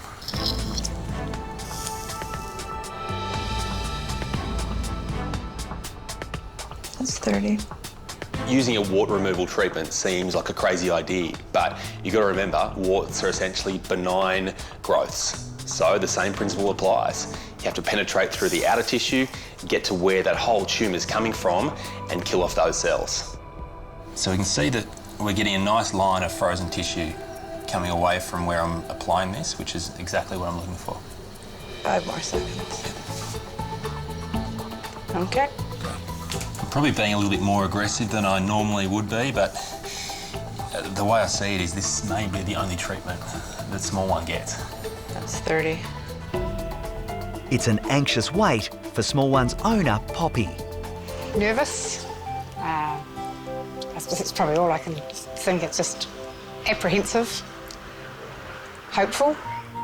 I'm just going to do one more. Okay, all right. We're done.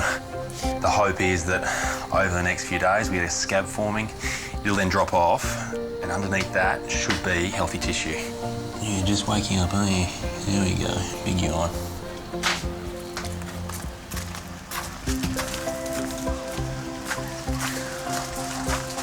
It's gone well. Has it? Yeah, it has. Okay. You can relax. All right. Yeah. So we've managed to freeze those sections of the nose 3 times. Wow. So we gave it a really good go. Okay, and she's just waking up now, and Right. she seems pretty happy there. Some people might say it's just a cat, but it's still part of your family. Definitely wanted to make sure that we've done everything we can to give her the best opportunity, and I think we've done that. Yeah, you're great. Thank you so much. Yeah, really appreciate it. When it comes to commitment, Poppy is right up there because her love and devotion towards Small One just cannot be questioned. This cat clearly means the world to her.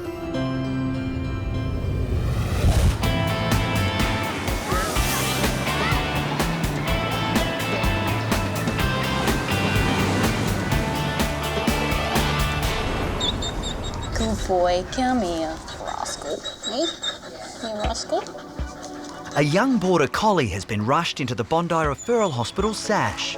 Rocket ate a loaf of bread that I was making, and nearly an entire loaf. There was all bar about 1 bun's worth left. What about this big?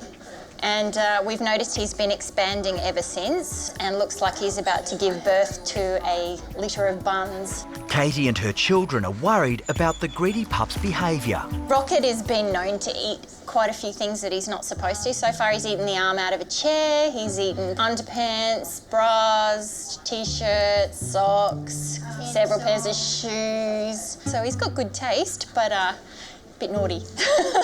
Hello.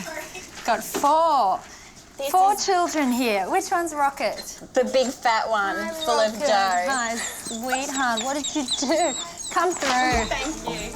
When Katie first arrives, she thinks Rocket has been up to his old tricks again, eating something he shouldn't have. And as soon as I look at Rocket, the first thing I see is that his abdomen is really, really big. He's pulled down a tray of dough, and it was quite a large amount. I'd made 2 breadsticks. Okay. The biggest concern is that when they have eaten dough and that yeast rises, that yeast can form alcohol. Okay. And then he can actually get alcohol poisoning from it as that alcohol gets absorbed into his bloodstream. So it's a really, really serious problem. It can be fatal.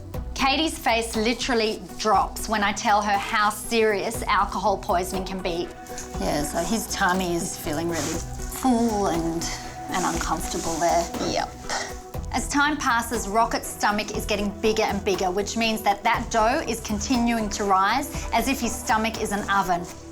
So the plan is I'm going to take him out into the treatment room. Yep. I'm going to give him an injection to make him vomit. Okay. If he doesn't bring up the dough, then we'll have to give him an anaesthetic and pump his stomach. Yep. If we can't get it out that way, he'll have to have surgery to have the ball of dough taken out of his tummy. I understand. Oh my God, I could really lose my dog. And yeah, that's not a place we want to even go. We lost a dog a couple of years ago, and the family's not really been the same since. Come on, Rocket. Come on, bud. I know it's scary. Come on, doll.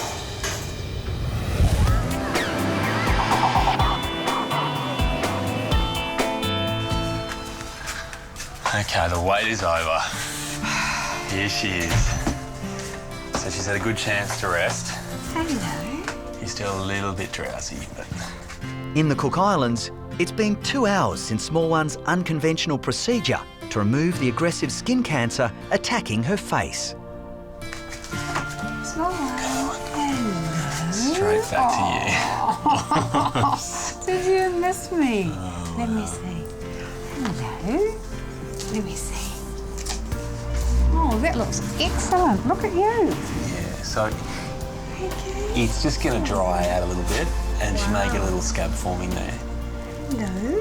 But Yes, I'm here. I know. That's okay. Good. Seeing Papa's reaction to having Small One back by her side, you'd think they'd been separated for days, not hours. But it just shows you, no matter the language, no matter the country, no matter the destination, that commitment and that love for pets is just the same. There we go. Good girl.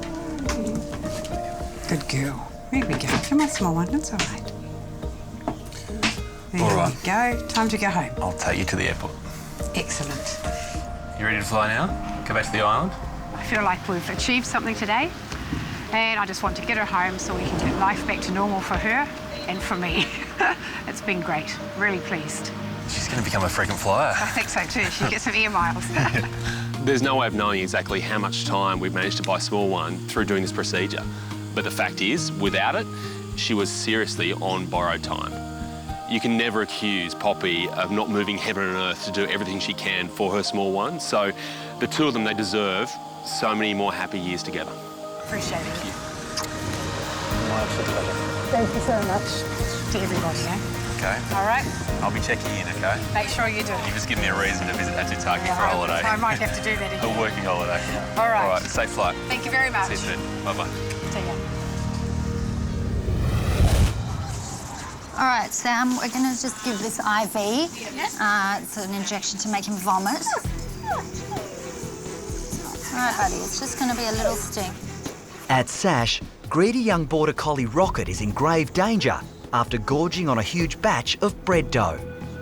Eating raw bread dough is a serious emergency in a dog. That dough rises from the yeast, and as the yeast releases alcohol into the bloodstream, that dog is going to get alcohol poisoning, and that can lead to death very quickly. It's okay. Look at me. What's going on? It's now a race against time to get the fermenting dough out of the young pup's stomach. All done. Done. It was like a little bee sting. Hopefully Rocket will respond to this injection and will vomit up the bread dough, because if he doesn't, things are going to be a lot more serious for him. I know, I'm sorry. I'm sorry I've made you feel sick. Hey, bud. Good boy. Here you go, darling. Let's get it all out. That's the way. Come on, hun. Good boy. That's a nice big amount. Let's get it out. Out it goes. Oh. Good boy. Hey, that's a nice big one. I wasn't expecting such a big vomit. Rocket hasn't stopped vomiting. There is just more bread dough pouring out of his mouth. His stomach was absolutely packed with the stuff. Good boy. Oh, there you go, sweetie. As much as I hate making dogs vomit, I kind of feel good about making Rocket vomit because he's brought up this big lump of dough and he's potentially saved his own life.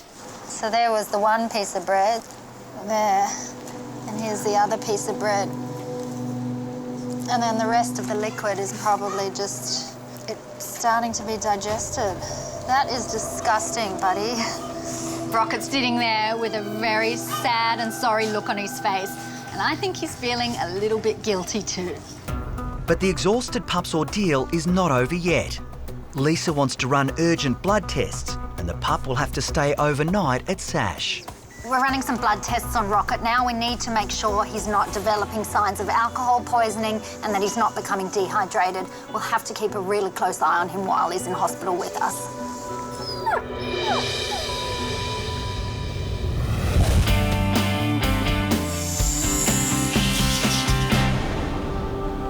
There we go. There we go. In Broome, gigantic croc Bluey is gradually untangling himself from a perimeter fence. Rightio, pull away. The massive 5-metre croc is being relocated to a larger wildlife park. With a bit of encouragement, thankfully, Bluey unrolls himself and it's game on. Okay, hold the tension on there. Yeah. We'll let him turn, eh? That's it. Perfect. I want to try and keep him off the fence, so give him a little bit of slack. A little bit more, a little bit more. Hold on, just hold your ground. Now it's all hands on deck. Keep that pressure on Bluey. There's a few of us working in and around him. If the guys don't keep the pressure on, he's going to whack one of us. Okay, Pete, you got your advertise? Perfect. Finally, Bluey is subdued.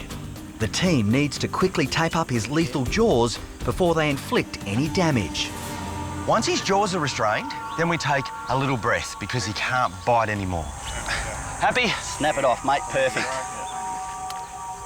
Now we've got the jaws secured, the main thing we've got to watch out for is when Bluey rolls or thrashes that tail about. He can break your leg, pop your knee, really easy. Put a couple of you on the tail, couple grab the legs. You have to give us a hand here on this one, mate. You got that one? Let's work on that one first. Fair enough. Bluey won't stay quiet for long, so Tim and the team need to keep moving.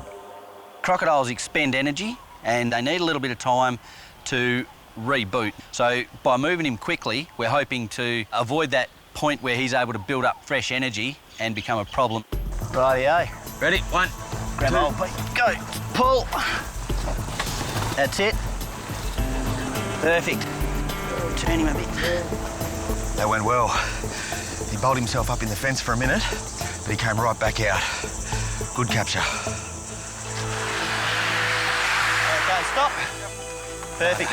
Now we need to move quick and get him to his new home before that lactic acid builds up, because that can really hurt him. That went well, Dave. Yeah, so far so good.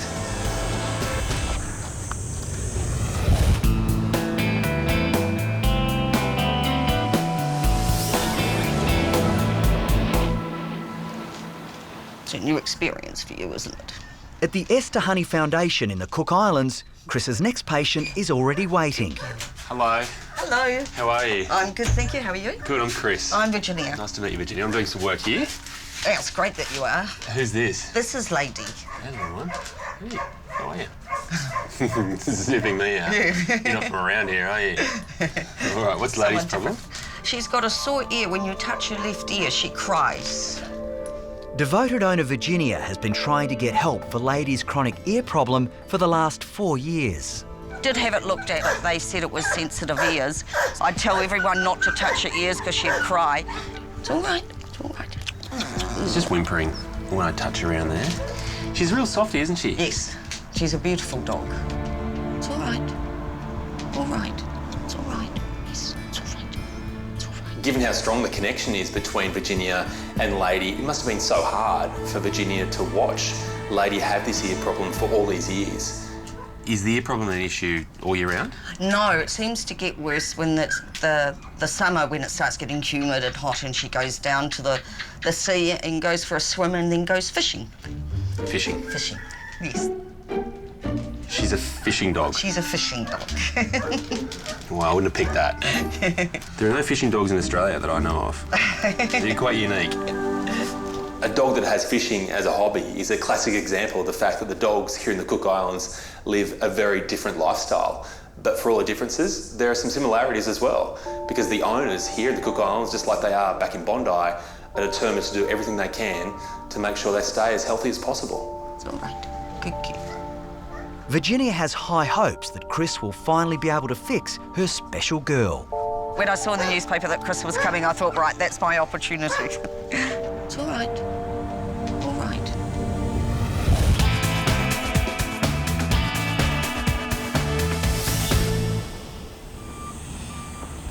Okay, fellas. Now, this is the bit that's really going to test your mettle. Like I said, he's a very heavy animal, so lift safely, bend at the knees. In Broome, Big Bluey is about to put Tim and the team to the toughest test of them all. 1, 2, 3. We're a bit light up here. The 500-kilo heavyweight is being moved to the truck that will take him to the new park site. Shuffle, shuffle, that's it. Even though we're all prepared and ready for the lift, it's still caught everyone by surprise. The immense weight of Bluey is a real struggle. Okay, and down. No toes. Glad we had a few extra people. The road trip to Bluey's new home is just 16 kilometres, but every minute he stays restrained is critical. I'm sure he's stressing out. He's probably wondering what's going on. It's been a long time since he's had ropes on him and been captured, and our whole operation, of course, is to minimise that stress to him. Got a mattress for under his chest, just to stop the vibration. Now the crane lifts Bluey onto the truck, and we put some wet blankets on him and a shade structure, because we've got a 15-minute journey to Bluey's new home. We need to move fast. If Bluey overheats, he'll die.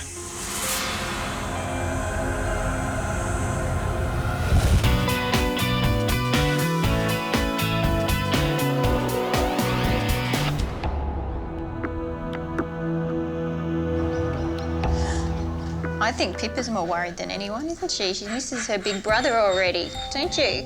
Hey? At Sash, Kate and her family are anxious to find out if Lisa has managed to get the bread dough out of their other puppy's stomach. When I first saw that he'd eaten a heap of dough and he was feeling a bit sick, I said, well, you brought this on yourself, buddy. That's what happens when you steal things off the bench, because he does it a lot. And yeah, I had no idea that it was actually quite as serious as it was, to be honest. Hi. Okay. How is Doughboy? All right, so the good news is we managed to get him to vomit out quite a lot of that dough. Good. So 2 very obvious pieces in there. Okay. Because some of it probably has been absorbed already, we do need to keep a close eye on him. So it's for the best if he stays in hospital tonight on a drip so that we can flush any of the remaining toxin out of his system. Don't worry, Mike, it's going to be fine. Rocket is not completely out of the woods. He's still at risk of some form of alcohol poisoning, so we need to have him in hospital on a drip to make sure that he's going to be safe. All right, guys, do you want to come see Rocket? Yes, please. Hey, do you want to come see your brother? Yes, please. Let's go.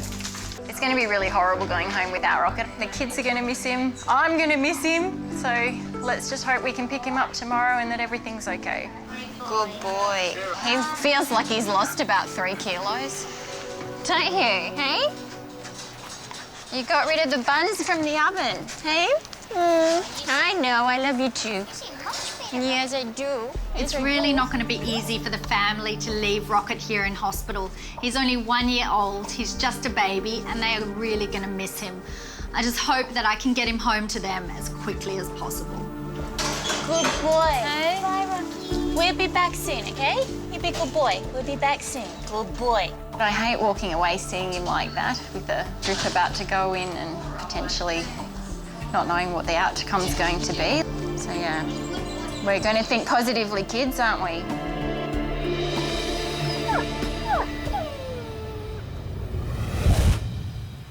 So she goes in the water a lot then? Yes. Okay. In the Cook Islands, Chris is trying to work out if Lady's unusual hobby is the cause of her chronic ear pain.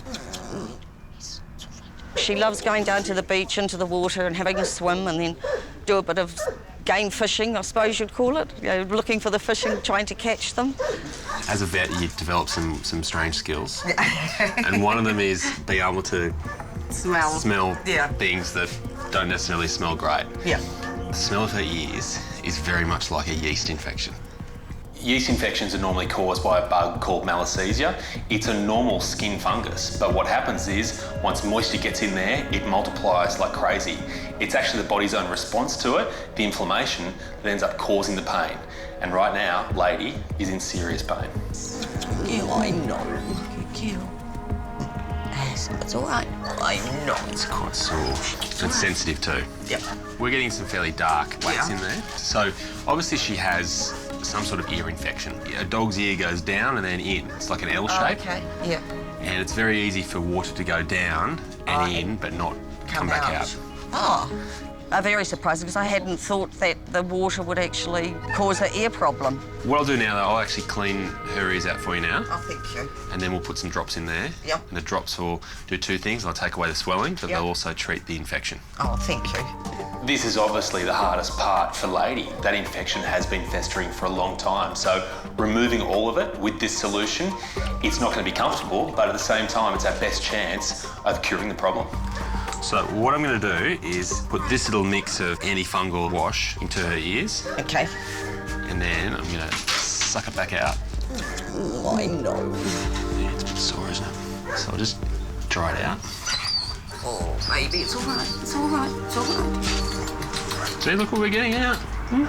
Ear goobers.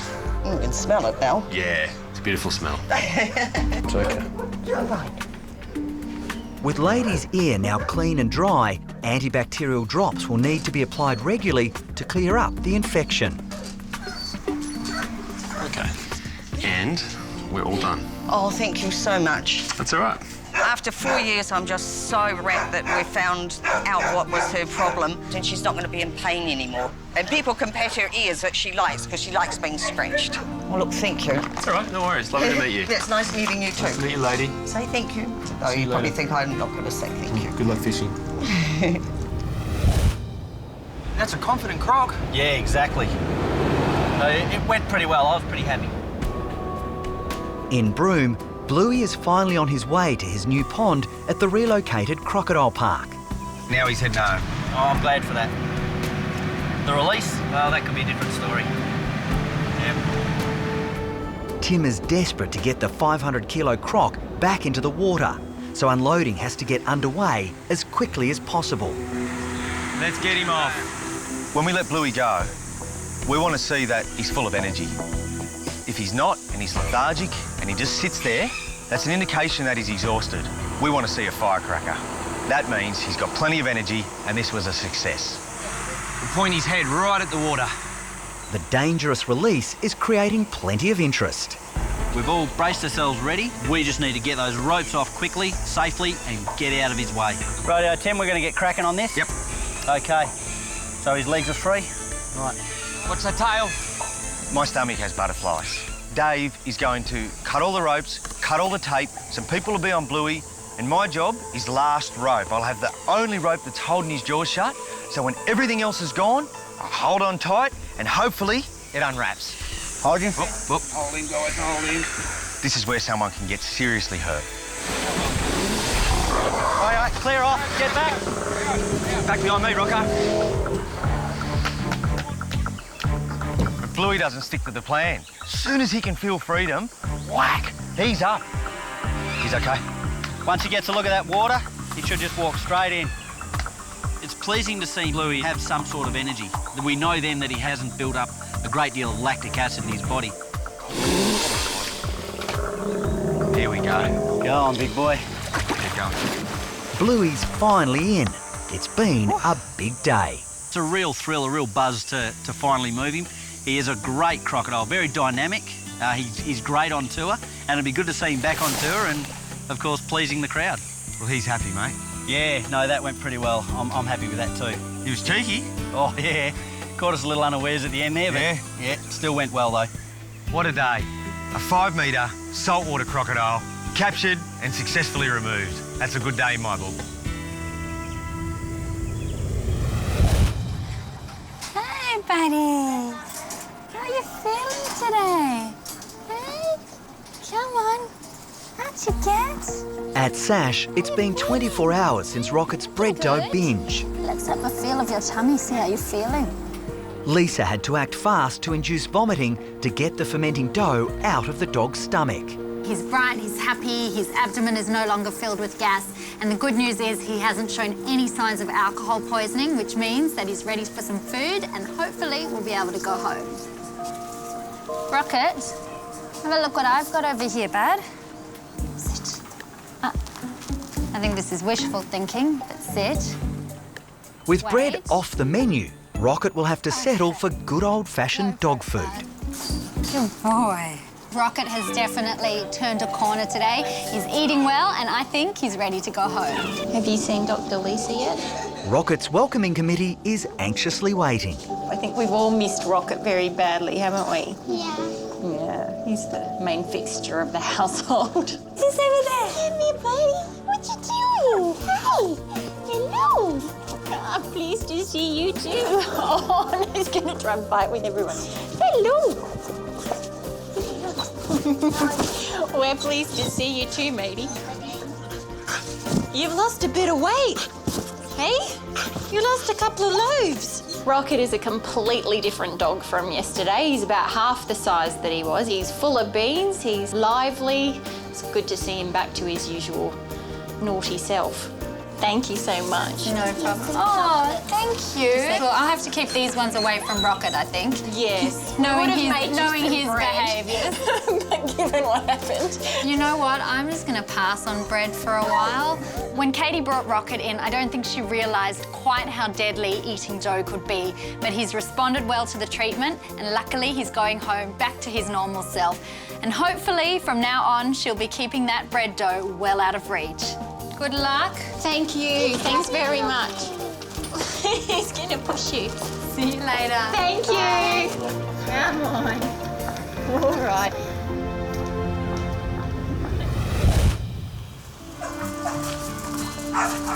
Now, Amy, Yeah? I know you guys are flat out, but I've got to go. That's too bad. Thank you for everything. You're very welcome. Before I go though, you guys do pretty amazing things off not very much. So here's a little contribution. Just some medicines, some equipment, bandages, syringes, just the basics. Chris is about to head home from the Cook Islands, and as a parting gift to the Esther Honey Foundation, he's delivering some much-needed veterinary supplies. Every little bit helps and that's great. Thank you so much. Okay. Clearly, someone's very disappointed to see me leave. Yeah, very disappointed. Very disappointed. Payment for you? Wow, you pay big bucks. We do. And this is going to be a big stomachache if I eat all of these before the flight, but thank you. You're welcome. But before you go, there are a few paddlers who want to take you out, paddleboarding. So, yeah. I've got like maybe 2 hours before the flight. Yeah, I'd go see him.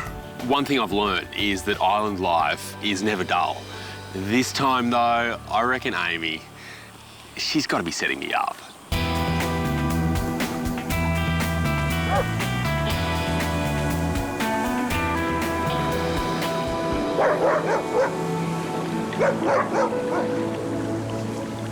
I think I just worked out who the local paddlers are.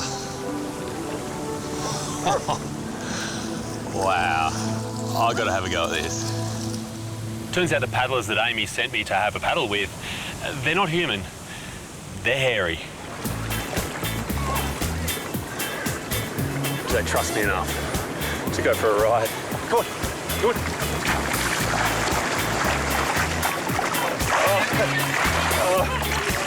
Your balance needs to improve. I'm all, gee, The canine paddling world, it's pretty cut and dry. If they don't like your style, they're out of here. Don't leave me now. Don't leave me. That hurts.